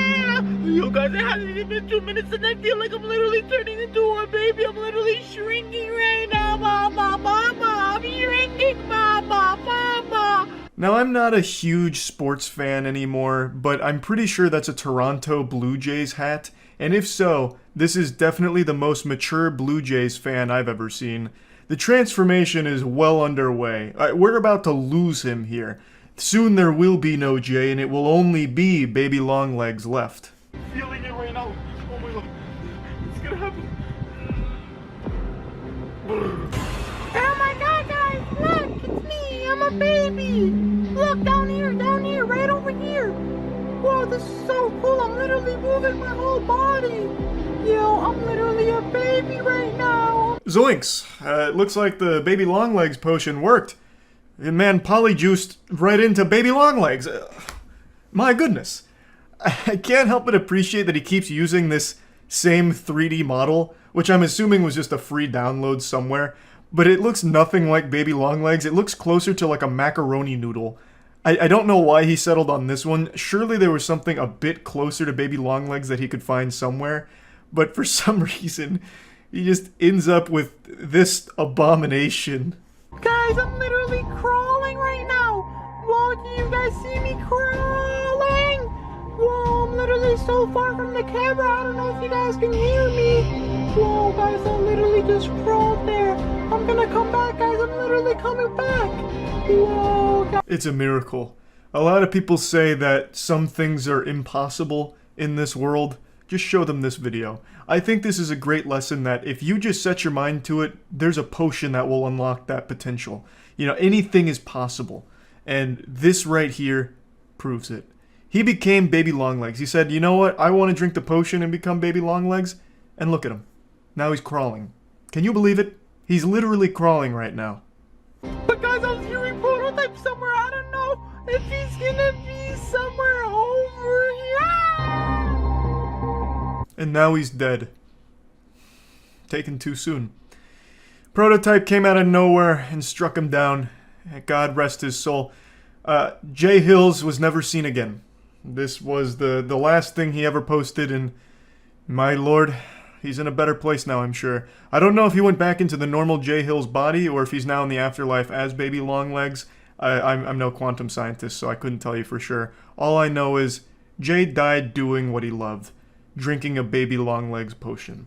And you can't help but respect that. Anyway, that's about it. See ya. In 2009, if you said you were a YouTuber full-time, you got laughed at, peed on, and called a turbo virgin and told to get a real job, you fucking nerd. In 2018, if you say you're a YouTuber, you get laughed at, peed on, called a fucking turbo virgin, but no one tells you you did a real job. Because apparently now being a YouTuber is so fucking lucrative. This may come as a surprise to all you, but my shit's not advertiser friendly. It never has been. But to those that are, they are pulling in some fatty McPatty stacks of cash. Now today I wanted to talk about some beloved content creators that I've talked about in the past, the Dobre brothers. For those that don't know, they make some fucking lit content. They bang out some real bangers. I always smash that fucking like button 100% of the time, and I'm always jerking off during the videos. You know me. They make some good shit. Like the time they solved bullying, literally eradicated bullying across the American continent by just their ingenious solution of don't bully in rap form. It was genius, and it fucking saved our country. The Dobre brothers deserve all of their success. They're an extremely talented group of individuals, and today they actually set a record with the amount of wealth they've accrued from their YouTube views by becoming the first people in the United States of America to own a Ferrari Pista. I'm not a car guy, I never have been. If you put a fucking pickup truck next to a Volkswagen in front of me, I'm calling them both a car. I don't care much about vehicles myself, but the Ferrari community went in an uproar seeing that the Dobre brothers owned a Ferrari Pista because none of them can get their hands on them. I read a post from some guy who said he bought 12 Ferraris last year and he's not allowed to get a Pista in this country. Who the fuck can afford 12 Ferraris in a year? That man must have been writing that comment on the Ferrari chat forums while also doing a line of coke off of a high-class escort's butthole on his $2 million yacht.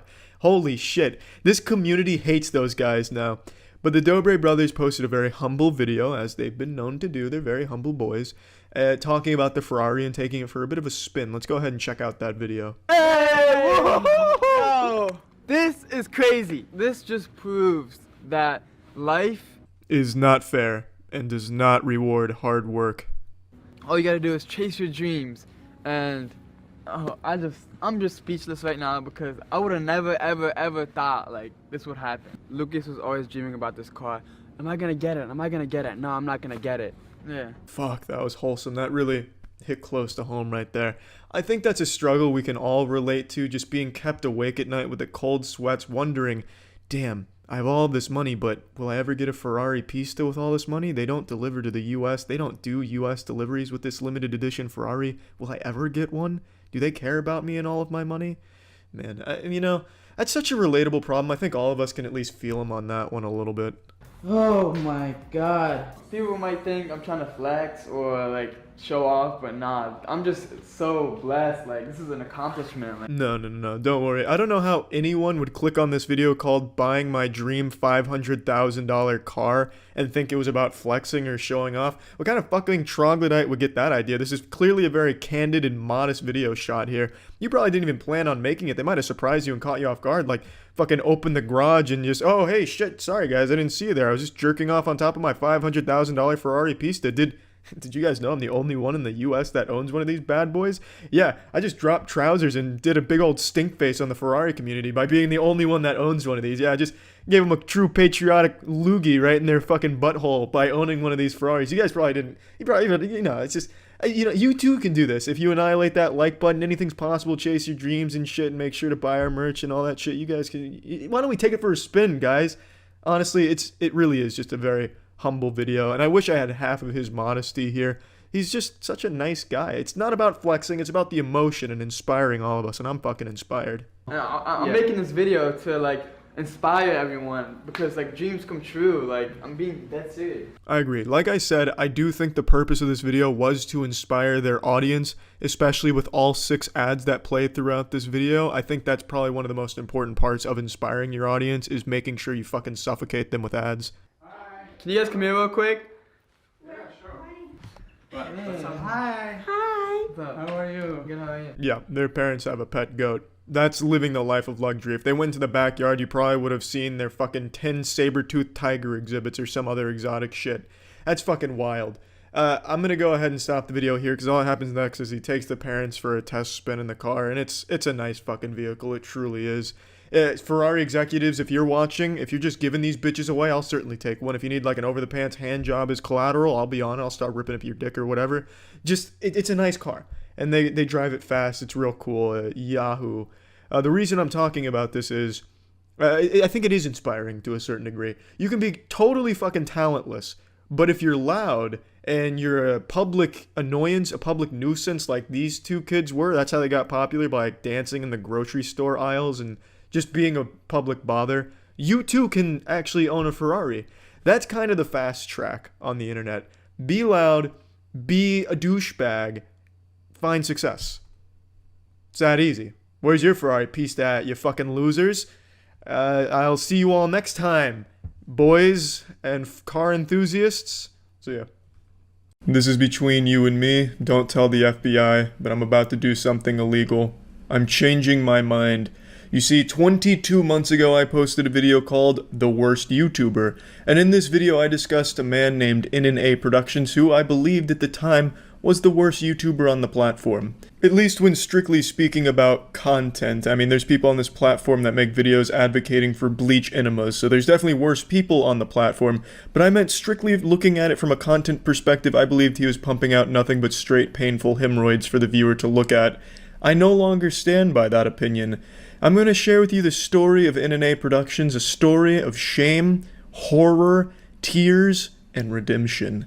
Before getting into this, I feel I unfortunately need to remind people not to fucking harass people I make videos about, so please stop doing that shit. Let me start by sharing my video from 22 months ago when I first discovered and covered his channel. Now, he makes the same video every time. Every video is exactly the same, and I'm not using that as an exaggeration like, oh, he pumps out the same type of content. He makes the exact same video every single time, just with one detail changed. He says the exact same things verbatim in every single video, regardless of what the video's title is. He does the exact same things. It's all so incredibly formulaic, and nothing changes from video to video, except the very end where he changes the scare Now this is very important because at the time when I made that video, NNA Productions had been copy and pasting the exact same videos over and over again. The man was just fucking copying his own homework and farming views off the YouTube Kids app. Now when I say copy and pasting, it's not like he was actually just reusing clips. He would do all of this shit from scratch but do it the exact same way. It was kind of impressive to not get bored doing that constantly, but also equally disgusting. Now I'm happy to say 22 months later, he is still doing the exact same shit with no change whatsoever. It is so fucking incredible. What was once his Achilles heel has now become his saving grace. It is wrapped around from being the worst YouTuber to the strongest, most persistent YouTuber I've ever seen in my life. This man has been attacked by tons of YouTubers. He made a video doing this shit for Etika's death. Terrible, despicable, shameless garbage. And not even the backlash from that was enough to have him go back to the drawing board and reevaluate his formula. He kept doing the same thing, the same video every time. He's like a robot who's been programmed to only make one thing, and no matter how hard he tries, he cannot defy his destiny, his purpose, his creation.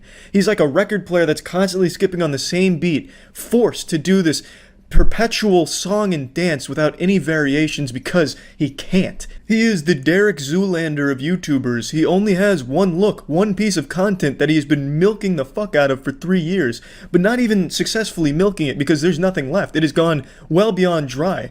It's been dead for fucking 3 years now, but he is still going. It'd be like trying to milk your grandmother's ass, but all you're getting is these dusty fucking farts in your face. You know, you had this once plentiful source of calcium, but now all you're getting is this foul Methodist of what once was.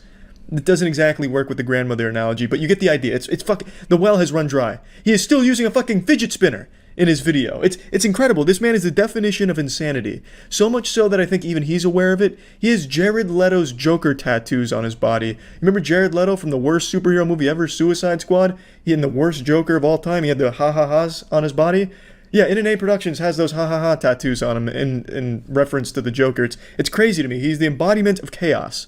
Well, no, he's the exact opposite. He's the embodiment of routine, but not a good routine. So I'm getting carried away. Let's just dive in. Let's take a look at his channel right now. As you can see, it is remarkably similar to how it was 22 months ago when I first checked on it, which was incredibly similar to how it was a year before that.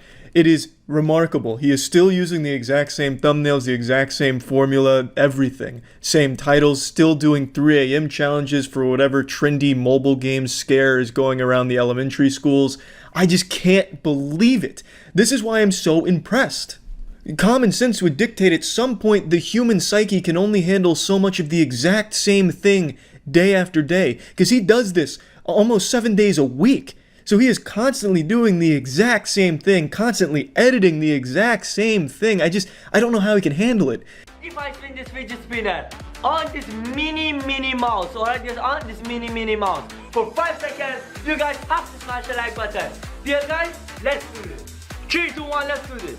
1, 2. And here's his most recent video 22 months later. Let's see if we can spot any differences here. Spoiler alert, you won't spot any differences here.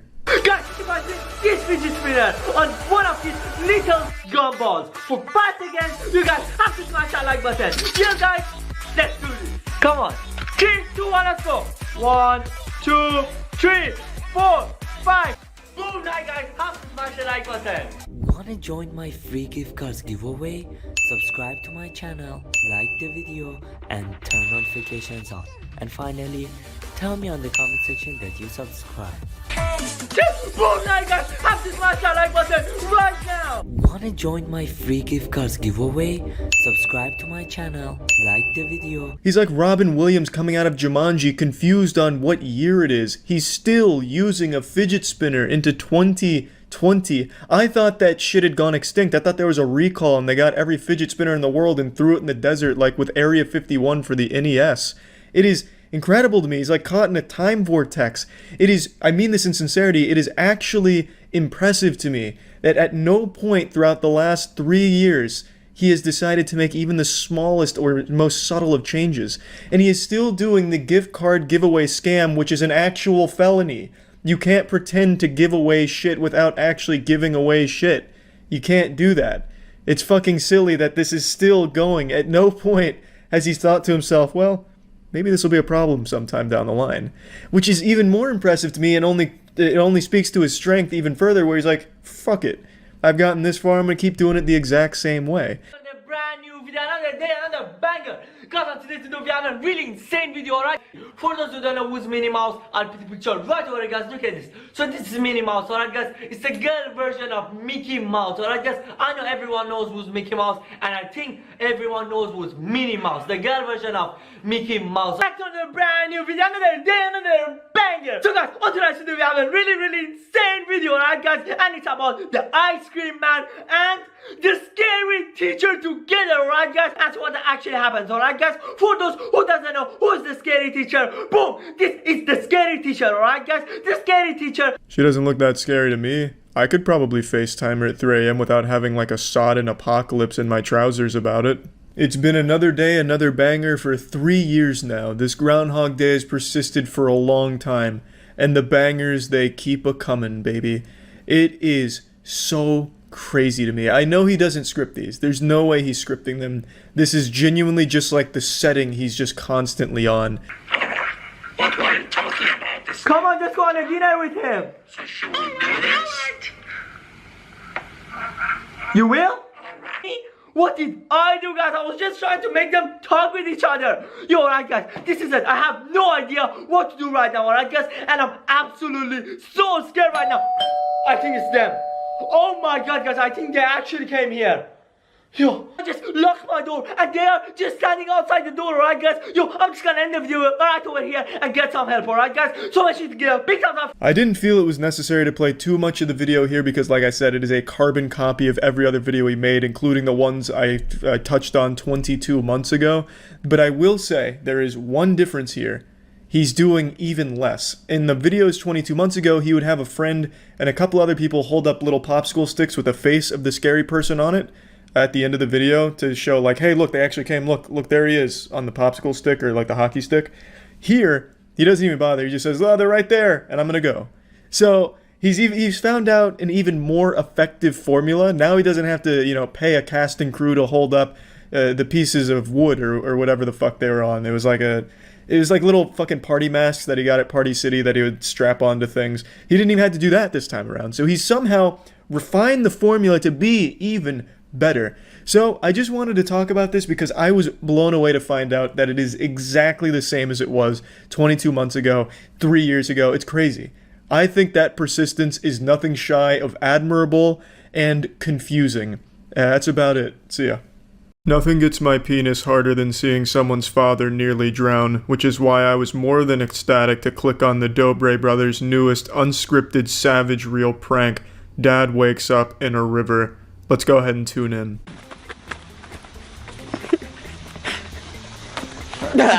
Mom. Are you hooked yet? I know I sure am. Nothing gets my engine revved up like seeing that dance move. So our dad is sleeping in that pool house down there, and we're gonna put him in the lake. Let's go. In the lake, in the river. In the river, Poochie. A little bit of a humble brag right there. Oh yeah, our daddy's sleeping in our 4th pool house, 10 acres that way next to our 3rd mansion. Hey, don't forget to smash that like button and share this video with your savage friends in the daycare so we can continue to afford this place. I also really like this prank idea. Our dad's sleeping. Let's drown him. I got your next prank here, Dobres. This one's free of charge. There's no copyrights on this one. So when your dad goes to take a shit, make sure he uses a toilet that you've rigged with C4, and then you blow it up. I already see a title. Our dad took a poopy, and we blew him up. Gone wrong. Shit would be lit. Yo, I gotta go get earmuffs. Alright, so he doesn't wake up? Yeah. Alright, we'll meet you inside. Alright. You know, boys, I don't think your mom was the right choice for this stealth mission. If this was a Splinter Cell game, a Tom Clancy Splinter Cell title, that would be a fucking game over right there. She just threw the basketball at the rim like a fucking grenade. You're very lucky your dad didn't wake up here. What are the odds that he was able to sleep through that thunderous blast when she beamed it at the basketball hoop? You gotta be smarter here. You really do. It's a high-stakes mission.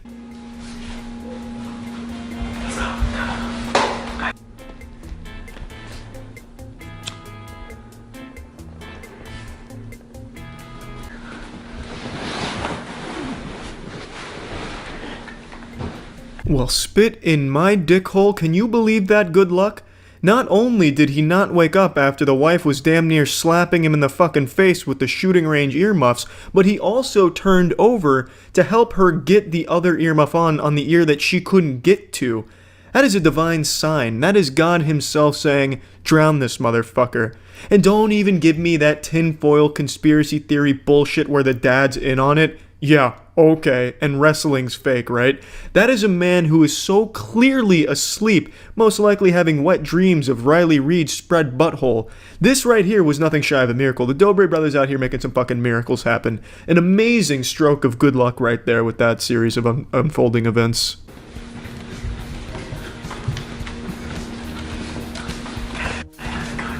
Yeah, that dance move never fails to make me laugh. I'm glad they keep doing it.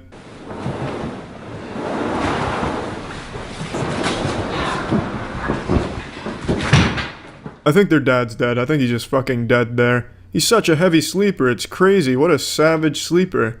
Maybe they drugged him. They should retitle the video, Dad OD'd on Xanax, now we're dumping the body in a river.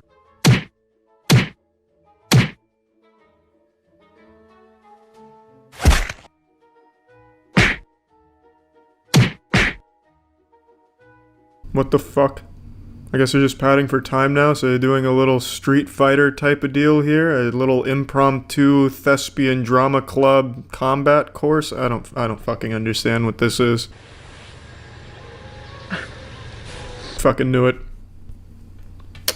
Rest in peace, Dobre Sr. The man died 2 deaths. A real, actual life death, and then the second death being stuck in a Dobre Brothers video.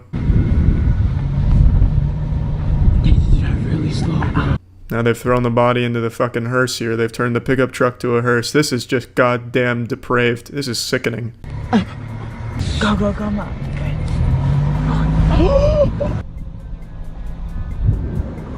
I wonder if Big Daddy Dobre does his own stunts here. The man is a fucking machine. He doesn't even know what fear is. The only thing running through his bloodstream, pumping through his veins, is courage and bravery.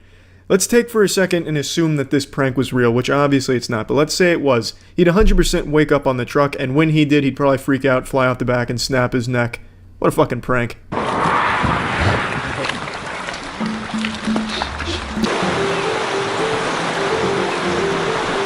The last time he was ever seen again.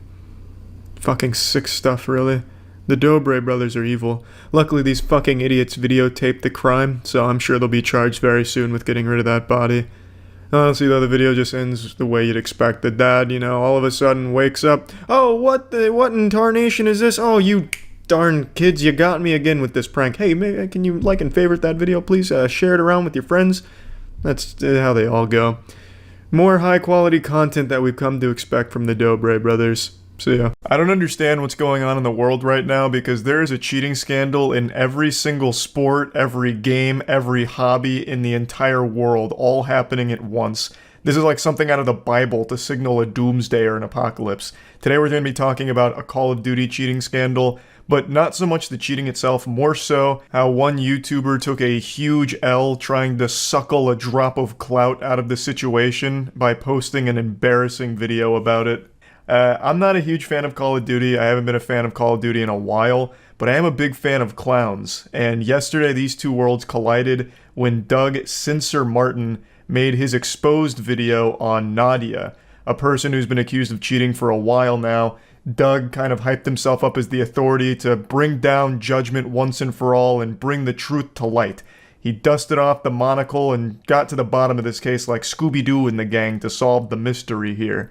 But unfortunately, he posted turbo cringe on main, and as a result, the entire community's been dunking on him and he's caught more shit than a latrine. It would have been less reputationally damaging if he posted his own sex tape on his channel. Would have been a lot less embarrassing. Now let me just go ahead and break down the situation here to bring you all up to speed, since I'm sure a lot of you don't know exactly what I'm talking about.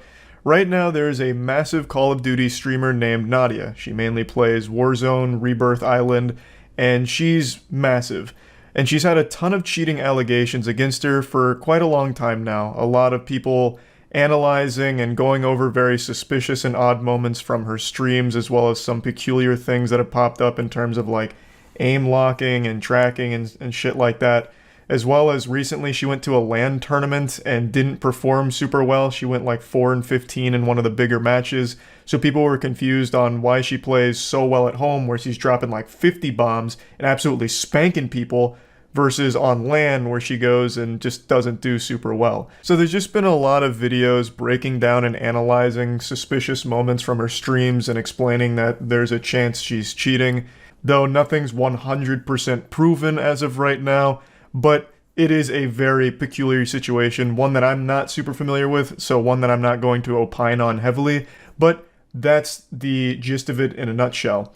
And Doug Censor Martin stepped into the spotlight to try and be the authority on whether or not she truly is cheating.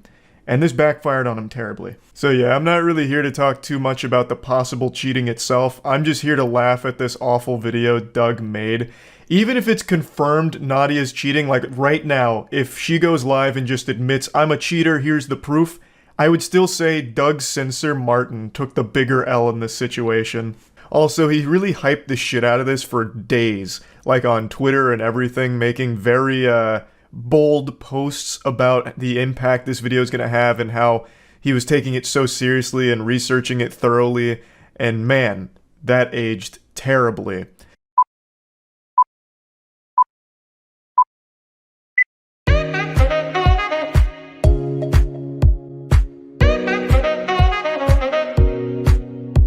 Right away you can tell the vibe he's going for is douchey, over-the-top goofiness here, but it conflicts with the tone he set prior to its release, talking about how seriously he was taking it in the investigation that he was conducting, only to release this little circus video.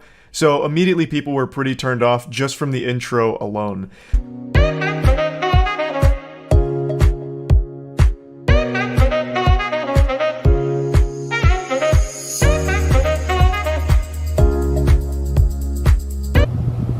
Detective, what are you smoking? That Nadia pack. Wait, isn't that your $1 million Armani suit? Just buy another one. Behold, the comedic stylings of Doug. I bet you have to pick yourself up off the floor after laughing so hard and falling out of your chair, but that's a side-splitting humor you can expect to find from Doug here.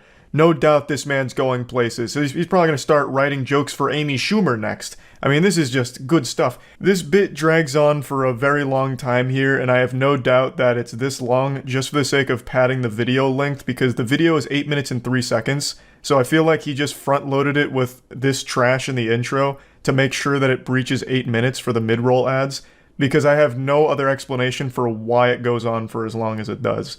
I'll spare you the next like 45 seconds of this shit and just get to the part where he starts talking, but I do want to at least mention that last night I was talking about this on stream and Doug was watching and he took it like a champ, so good on you, Doug, for being able to roll with criticism, but this is a video that should have just stayed as a bad idea in your head. You should have never posted it. 98! Ugh! Ugh! Yo, what's going on, guys? Doug Censor Martin here. Hope you guys are having a great day. This is really a masterclass in how to make people dislike you within the first minute of a video. He just speedran unlikability. I really love the thought process behind this video here. I'll just crank out some pull-ups before getting into it. That'll make them think I'm cool. Flex on them a little bit. Hey, what's up, nerds? It's me, Doug. What, did I forget to give you a wedgie today? No, I'm just kidding. I'm the likable douchebag who plays video games. You know, what a Sigma male. And today I bring you guys a brand new video giving you all the truth about Nadia. So if you guys don't know who Nadia is, she's a 22-year-old Warzone player. She streams every single day on Twitch TV. So I've been putting in about 8 to 10 hour days, 7 days a week to Vanguard rank to be the #1 ranked player on the planet. And with that comes the sacrifice. And sometimes, like I said, you lose your mind. Sometimes you play against cheaters and they really are inevitable. There's not really too much you can do about it. The first minute and a half is just actual nothing burgers. This man is a restaurant that's serving up buns and nothing inside of it. It is absolute worthlessness. It's him patting his ego for a bit, I guess giving like a background on himself. He's like, oh, you know, at first I looked at Nadia, I wasn't suspicious, but then everyone else was, so now I'm suspicious. And here's my resume. And then he talks about how he spends so much time grinding Call of Duty Vanguard ranked, which sounds like a fate worse than death. And then he finally starts getting into something that's even remotely related to the topic. This girl really got people hooked. So I'm clicking the video and I'm watching it and they're slowing everything down in slow motion. They're showing our aim drags from one person to another. They're showing a bunch of these different clips of these characters moving like magnets and their aim snaps on them. And just being a guy who's been around competitive Call of Duty for as long as I have and seeing as many things that I've seen, this is no news to me. I've seen stuff like this so many times before. And my brain just started to think, and I'm like, let me look a little bit more into Nadia. We are 4 minutes and 33 seconds into this video, and he has still done absolutely fucking nothing. Silence would have been more productive than everything he's said so far. If he had spread his own asshole like Goatsy for 4 minutes and 33 seconds, I feel like I would have got more information out of that than what I've watched so far. We are over halfway done with the video, and he has done and said nothing. I thought acting was my passion, but now it's really gaming. I do love acting, but gaming is where I'm at right now. So when she said this live, I was actually in my hot tub watching because I'm friends with Jake and I like him. Let me watch this interview. Let me see who this girl is and what she's all about. And when I saw that and I heard that, everything really started to click to me. This is his first of only 3 loose points. I can't even call them actual points because he doesn't even make any arguments against Nadia or to prove she's cheating, because this, what he's showing, everything he shows here isn't evidence. He just pulls up random TikTok clips of her talking about acting. He doesn't even go into like the actual cheating allegations. He just talks about her being bad at acting for some reason. Like that's what he like focuses on. That's the smoking gun. Ah, so she's bad at acting. Probably a cheater as well then. I was super let down by this video, as I'm sure everyone else was, because he had put so much hype behind it, talking about how thorough and how serious this video was going to be. And I'm a little goblin that's drawn to internet drama like a moth to a flame, so I was finally going to get caught up to speed on some fresh drama that I wasn't super familiar with, and I thought Doug would be the one to deliver all of the information as well as pretty impressive evidence on a video. But he didn't do any of that. Instead, he released this stinker and then has claimed it was all just an elaborate troll, which to me just sounds like desperation and cope. Like, no, this video actually was a troll from the start. But even if that is the case, it's still poorly done. It's still bad. The video itself isn't entertaining, even as like a satirical piece or a joke. It's just not good no matter how you spin it. It's simple. I just hack into the Call of Duty servers, so there's a playlist that gets me only low KD lobbies. Rebirth QA bot, turn me up, chat. Turn me up, turn me up. Oh my God, turn me up. You clearly tell this is some bad acting, and not for nothing. This whole turn me up, turn me up. Can we please, I don't care who started this. I don't care. Can we leave this in 2022? Just somebody come up with something new and creative, anything. But the whole turn me up, yeah. This buffoon's over here mauling over 3 words. It's not that deep. It's not a big deal. And also, what does it have to do with anything about the cheating accusations you're supposed to be tackling? So Nadia really leans into all the cheating stuff and treats it like a meme and a joke. So she'll be very sarcastic with it, talk about how she's like cheating sarcastically and shit like that.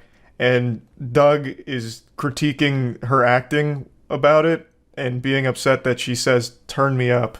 I just don't even get what he's trying to say here. Maybe it's too galaxy brain for me to comprehend. I just can't wrap my little reptile brain around it. It just seems like he finds her annoying, so he's just calling her annoying like a child would. You could go down a rabbit hole just searching this girl's name, but there's one thing that really stands out. I played Black Ops 1. Black Ops 2. Hey, you don't need to hug me. I get So it. dolphin. Chad, what is dolphin diving? Like, how do I do it? Okay, so Nadia, check this out. I know you work out and you're in good shape. This is how you do the dolphin dive. Ow, fuck. All jokes aside, this video is about showing the truth of Nadia. All jokes aside, what jokes? All 0 of them that you've told so far? This is so embarrassing, Doug. The fact that you not only made this, but you edited it and posted it shamelessly and hyped it up. You could have at least made a point out of this, like, Nadia claims she's very familiar with Call of Duty and Black Ops in particular. How would she be unfamiliar with the term dolphin diving? That was a very standard term used in Black Ops by everyone. It'd be very surprising if she'd never heard of dolphin diving despite playing so much Black Ops. But you didn't even begin to, like, broach that subject. Instead, you took this and made an absolute nothing sandwich out of it again. Like, I just don't understand the motivation behind this video, like what the purpose was, other than to just siphon a few views out of the topic. Because everyone is talking about this Nadia cheating allegation situation, and perhaps Doug felt a little left outside, alone, cold in the rain, and he said, hey guys, I want to come inside where it's warm and get in on this view party as well. So then he threw this piece of shit together. All jokes aside, this video is about showing the truth of Nadia, and somehow the internet over the last few days has really turned this and conforted this into me exposing Nadia for her cheats and having clear-cut evidence of her cheats. So I do want to clarify this really quickly. My buddy made a program to catch Vanguard cheaters on the rank play system. I've made that very clear. I've also told Nadia publicly multiple times that I don't care about her. My video is going to be unbiased. I don't need her. I'm not looking for clout. I'm not looking for money. Don't need any of that stuff. This man just spit out more garbage than a landfill. I don't even know where to start. We'll just go from the beginning. He starts blaming the internet as if people got it all twisted and got it fucked up. Oh, you've misconstrued it. You know, the internet's bastardized and perverted my point. They think that I had evidence against Nadia and this and that. I don't even know where they got the idea from. Doug, they got it from you. For days you were talking about how you have all of this proof of cheaters and cheaters are a bad thing and insinuating that you've got stuff on Nadia. And like, you put that idea in everyone's head. They got that information and that idea directly from your mouth. So I don't know why you're trying to spin it like, oh, you guys, you went wild with these crazy ideas, none of which I influenced at all. I didn't do any of that. You guys are just weird to think that I had this evidence or any real proof against Nadia. Like, it blows my mind. That you've tried to now blame people for getting it wrong because you have absolutely nothing. He then shouts out his friend's anti-cheating program, which he mentioned a few times in the beginning of the video, but I felt it was completely irrelevant to the topic, which was proving Nadia was cheating or talking about it or submitting evidence, none of which he does and none of which his friend's program helped with or did anything with. So it has no purpose in the video other than like a hashtag ad, I suppose. I don't really know. And then he goes into the biggest lie I've heard in a minute. This is a straight cap from top to bottom. How he's not doing this for clout or attention or anything. That's all this was. Oh, here, I'll make this weird fucking video. Like, you did all of this for clout, 100%. There's no other motivation here. I guess you can fall back on the defense mechanism of calling it a troll, but even still, it's done poorly. So if the goal was to troll people, you did it at the expense of your own reputation and the goodwill from the community that you still had left over. So the joke at the end of the day is on you. So the real only purpose to the video was just views, which you got because this is more viewed than your recent uploads. But I just don't see why you do it when it comes at such a high price to your image. There's really nothing in this video. This video is like 99% you just working out or flexing and talking about nothing. You don't even really mention Nadia's cheating allegations or provide any evidence. You provide legitimately no evidence. You don't make any points. You just don't talk about anything in the video. There's just nothing of substance here. So there's only one conclusion to draw. That you did this whole song and dance, you made this video for clout. It all just became clear. I can't play the music from here because of DMCA, but he concludes the video by parking his jet ski, walking up on the dock, and pretending to propose to Nadia. It is so fucking embarrassing. Everyone with eyes was sad to see this. It is painful to look at. So yeah, I just wanted to talk about this a bit because Doug just really made a complete fool out of himself. That's about it. So yeah. If you're standing up, you're going to want to sit down for this announcement because I'm coming in hot. I'm about to hit you with the truth. I am not a drama channel. I like to joke about internet drama quite often. I think it's very entertaining to talk about some petty internet shit that goes on when egos collide and just other weird stories from the internet. I think that's very enjoyable. But I've never wanted my identity to be someone like a fucking teenage girl that constantly engages in drama or stirs up controversy with others on the platform. I know some people disagree like, Charlie only does drama these days, and that's fine to have that perspective. I just personally don't see it that way and never really want that to be my identity. So this will be the last video I make about vegan gains. This will be the last time you hear Voldemort's name leave my mouth here. So I made that video addressing a controversy, talking about the video Vegan Gains made about me, calling me a hypocrite for eating meat, and calling out someone who tortures animals on YouTube. He's made a follow-up video. He had a 4-hour stream, which I tuned into because I wanted his perspective. I did open that video up for a dialogue. I thought that's what the goal was, but Vegan Gains has made it clear he doesn't give a fuck about a conversation, he only cares about milking the attention. So right after I posted my video, he went live on YouTube where he watched my 10-minute video for about an hour and a half. I want to say right away, I don't condone people going to harass anyone I make videos about. I hate that behavior. I will never encourage that shit. So the people that went there just to make fun of him or anything like that, you never ever have my encouragement or my blessing to do so. I think that shit sucks.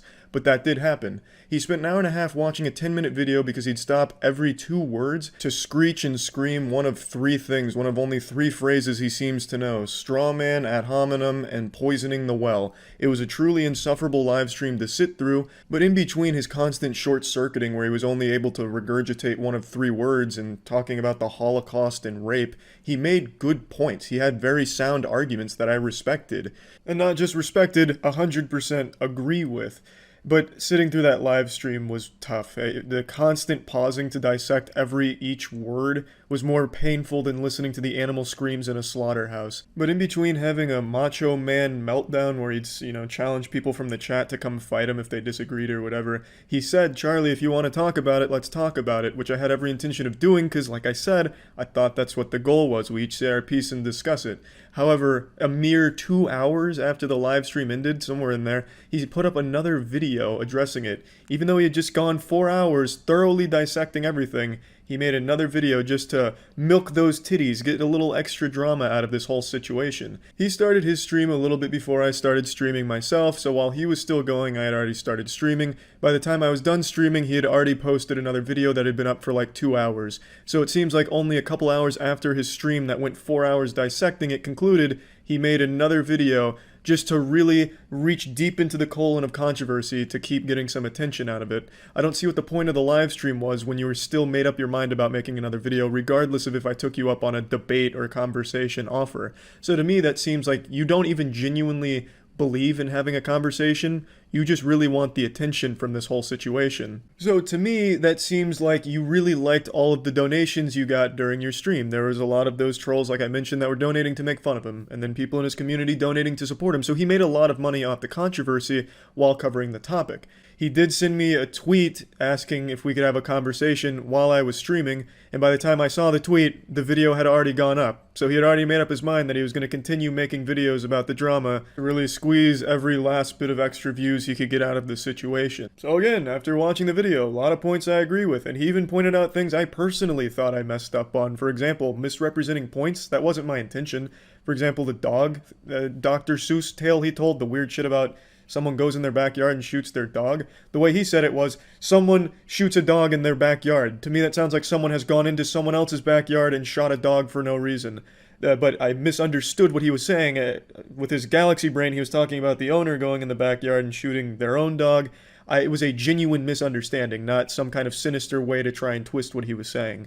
The main thing that you're right about 100% is in my initial video, I didn't make any arguments to counter you. I absolutely did not. That wasn't the goal of the video. I wasn't trying to debunk you or fight you on all of your points or anything like that. There was a few that I didn't understand clearly, like the dog thing, but I wasn't trying to counter you. That wasn't the goal of the video. The purpose of my video, the point I was making, is the way you conduct yourself, your character, is the worst thing for veganism and the worst look to people that are already sympathetic to your cause. You're not going after the actual animal abusers, you're going after people in the fitness industry that eat meat. You went after me because I called out an animal abuser, but I eat meat. You yourself didn't call out animal abuse. I imagine you'll do something for H3H3 because he called So Young out and he eats meat.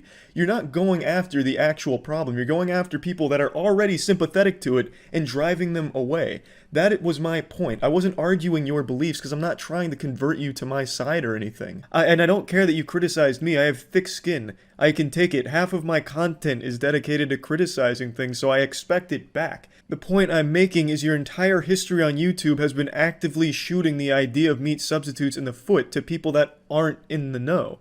You say a lot of it's geared towards education, but if you look at the video you made about me, only a chunk in the middle seems educational where you talk about the alternatives and, well, here's what you could have done. That's educational. The entire second half of the video is You call So Young a piece of shit, look in the mirror, you're a hypocrite, hypocrite, hypocrite. You do this, you're a hypocrite, she does this, she's not a hypocrite, you're a hypocrite, big hypocrite. That's not educational and it doesn't do anything. You're not challenging my beliefs. You're not making me reevaluate the way I look at things. That's just you doing an attack. And it's a big leap as well, the way you go about it. But since you want to play this game, I'll hop in the swamp with you for a moment and fight you on some things. Your comparison to me eating a chicken tender being the same as So Young torturing animals on YouTube for entertainment, if not worse, that is just outright ridiculous and you're fucking delusional. It's hard to have like an actual cohesive argument to that because it is so outlandish. That's like me saying you support the abuse of women and children by buying tickets to a movie. Hollywood has abused child actors and actresses constantly. So by you having seen even a single movie in your life, you have supported that. It's a moral high ground anyone can take against anyone for anything. You wear a gaming headset during your streams. You realize those parts that compose that gaming headset, a lot of them are made in sweatshops. Very, very immoral means of getting those parts, and you're wearing it freely. So by wearing that, you're supporting that kind of terrible thing in the world. I'm of course not the only one to make this comparison, but you keep dodging it. On Twitter, a user proposed the exact same thing, and your response was, "Oh, you're just retarded. You're not nearly on the same level of intelligence that I am. You don't know what you're talking about. I'm holier than thou. You're wrong. Look at Foxconn." I don't know if you're joking or if you're actually dumb, but Foxconn actually does use minors at their factories in China. They're being investigated for it. It's pretty well documented. And Foxconn's an extremely terrible place to work that's well known for workers committing suicide. So I don't know why you'd use this as an example to somehow dismiss the argument. But even if you did cherry pick like the world's best factory, it doesn't dismiss the comparison. That'd be like me saying, hey, look at this incredible slaughterhouse that treats its animals extremely well. This is representative of all slaughterhouses, right? It just doesn't make any sense. You just come across real dumb here. You're also pathetically lying on Twitter. I've never blocked anyone on YouTube. I had to Google where I could even find that feature to see if anyone's blocked. There's nobody even listed there. This is just an outright lie. You also act like you're some huge war hero that came out triumphant over this incredible internet battle where you slap me around on my arguments.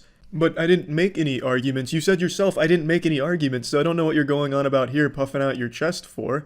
You also act like I'm afraid to talk to you, as if I'm hiding in some underground bunker in a shelter, avoiding the boogeyman of veganism, which clearly isn't the case. You decided to turn this into a video war back and forth instead of waiting for me to respond or see if I even wanted to respond.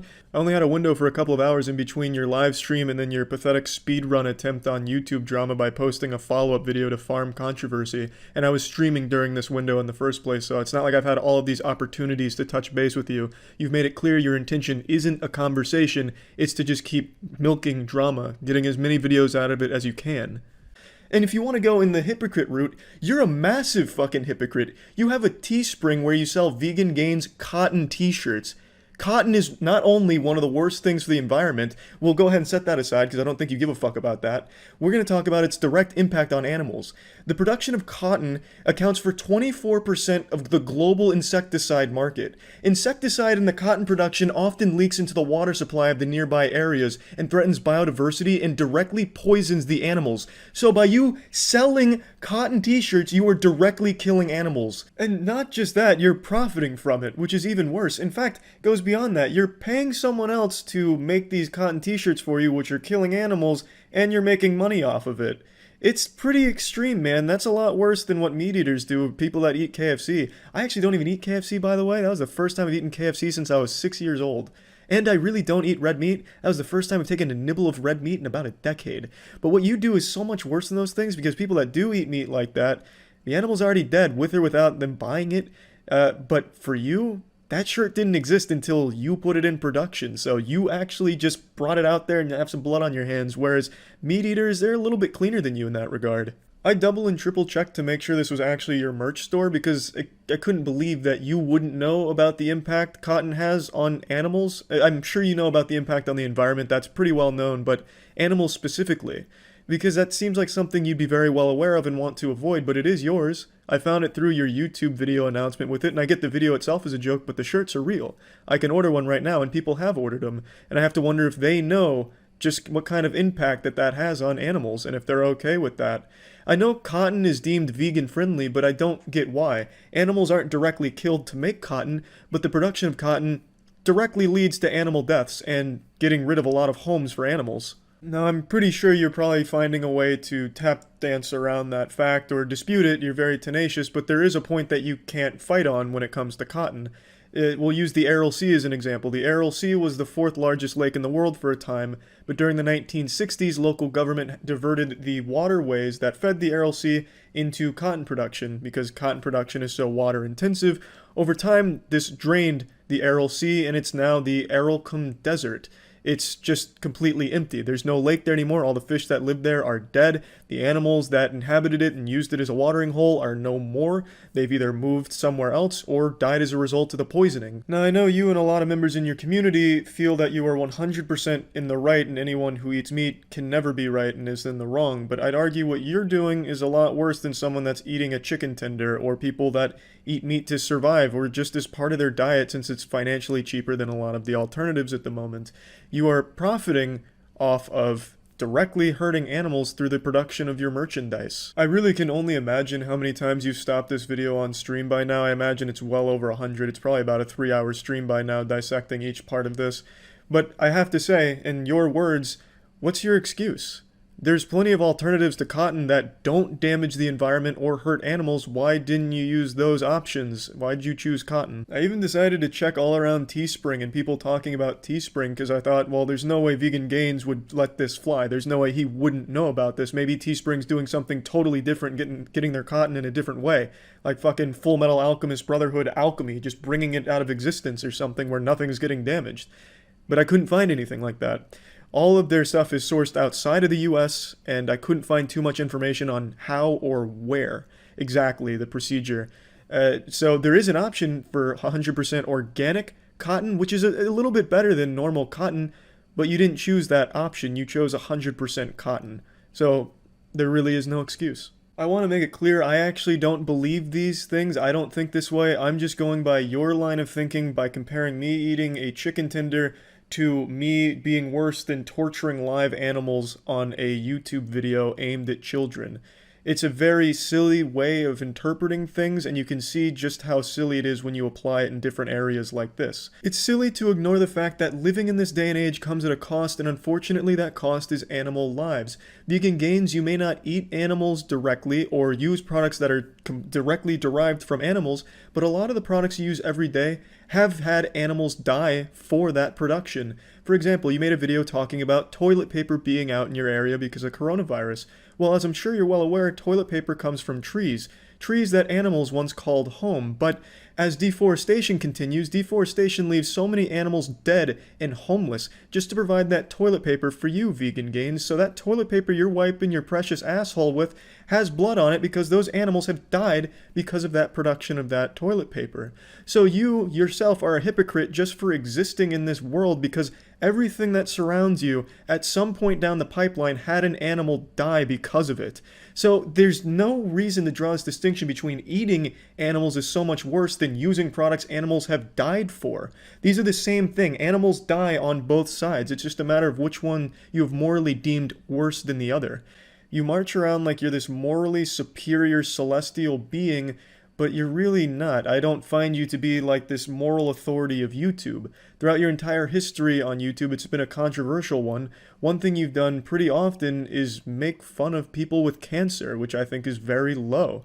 Even recently, it's not like you've progressed past an edgy stage. Recently, you made fun of a bodybuilder who took a picture with a child with cancer. Cancer is an almighty killer, and I wish there was a cure for it. I, for one, will be supporting Team Lewis in the future and hope you guys will too. One day, cancer will be a thing of the past and the memory of Lewis will live on in the cure when it's found. Well, Eddie, since we're still waiting for that cure for cancer to be found, how about in the meantime we try and prevent ourselves from developing cancer in the first place? Vegan Gains defends this clip vehemently by saying he's clearly not mocking this child with cancer, but I don't know how he can possibly not see how it seems like he is by the way he's talking. If I talk to you that way, Vegan Gains, you'd think that I'm mocking you, right? Like, my name's Richard and I'm so mad at meat. That sounds like I'm making fun of you, doesn't it? That's exactly what you did to this kid in this very tough situation. He goes on to talk about how red meat is, very correlated with cancer. And I don't know what Vegan Gains degree is in, but I actually did go to college for human sciences. Concentration was exercise physiology. I've taken numerous nutritional courses. Richard talks about carcinogens. One of the first things you'll learn throughout nutrition in university, at least in my university, is that's the most obsolete way of looking at cancer-causing agents in food. Every single food out there is a known carcinogen. Even the safe stuff that your mom tucks you in at night saying is safe, will watch over you at night, like broccoli.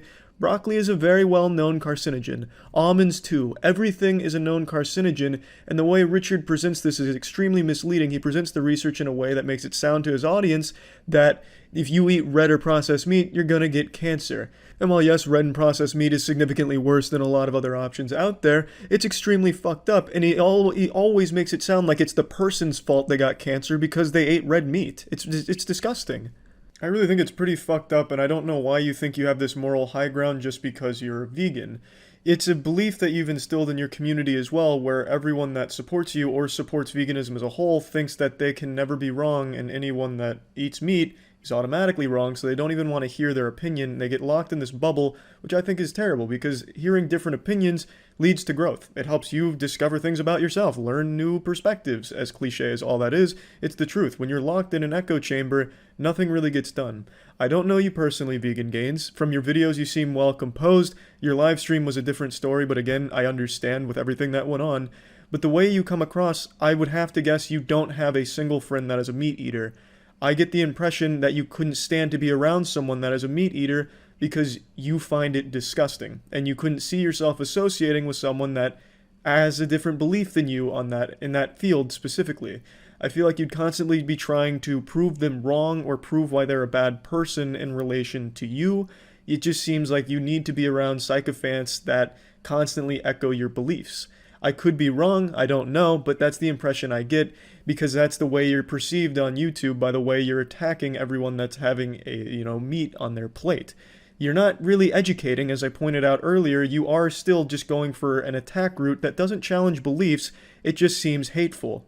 Another thing you have asked me and many other people, what's your excuse for not going for meat substitutes when you admit that they're better than real meat? Well, not everyone is as financially secure as you are. Meat patties from Beyond are much more expensive than traditional beef patties. It is $12 per pound of meat from Beyond versus the $4 per pound of just regular beef. It is a significant price difference that not every family can afford to make the switch to. In addition to that, in my area, personally, the grocers around here have a very limited selection of vegan options. In fact, there's a single rack that has Beyond, Impossible, and other meat substitutes as well as vegan options. It's extremely rare to come across. Now, yes, it could be ordered online, but then it's even more expensive from certain retailers. It is a more expensive lifestyle choice that not everybody can make. And to vilify people for either not being able to afford it or find it or know about it, I think is very wrong. Even during your own live stream during this, someone donated to you thanking you for the good work that you've done. They believed that you were doing a good thing, and you were helping them stay on the vegan path. He said he was 90% vegan, he still eats cheese occasionally, and the first thing you said to him was, you're not vegan. There's no such thing as 90% vegan, you're either vegan or you're not, you're a vegetarian. And you talked down to him. He was a fan of yours and you belittled him in front of the entire stream when he was very happy to support you financially, and you still talked down to him because he wasn't vegan enough for you, which is something I've noticed in your comments as well. When I talk about veganism in your comments, I'm really not talking about as a whole. I'm talking about certain bad actors in it. A lot of people in your comments attack each other. A competition to be the biggest vegan. I feel like the content you make isn't geared towards getting people over to your side and seeing these great things veganism has to offer. It's more geared towards just getting high fives of approval, like, yes, you fucking owned that meat eater. And I just don't see why you wouldn't try and take the route of, here's what good things veganism has and you might be interested in. Hey, I see you were talking about animal abuse, you clearly care, here's some interesting things, which you did kind of touch on, but then still wanted to get those little, ass pats from your community in the comment section of, yeah, you fucking owned him. And I really do get the impression that it's just for the sake of milking a controversy because you made so much money during that live stream off it. And I think that's the worst part of it. Like I said, I had full intentions of having a conversation with you. You really didn't give me a chance because you had already posted a video by the time I even saw it. Before I even had a chance to reach out to you. You had clearly made up your mind that, yeah, I want to continue this. And now I just don't see why I would go on to debate you or bring you on the podcast to talk about it when it does seem your intention is just to grow from the controversy. You're getting a lot more views from this controversy, and like I said, you made a lot of money during that live stream.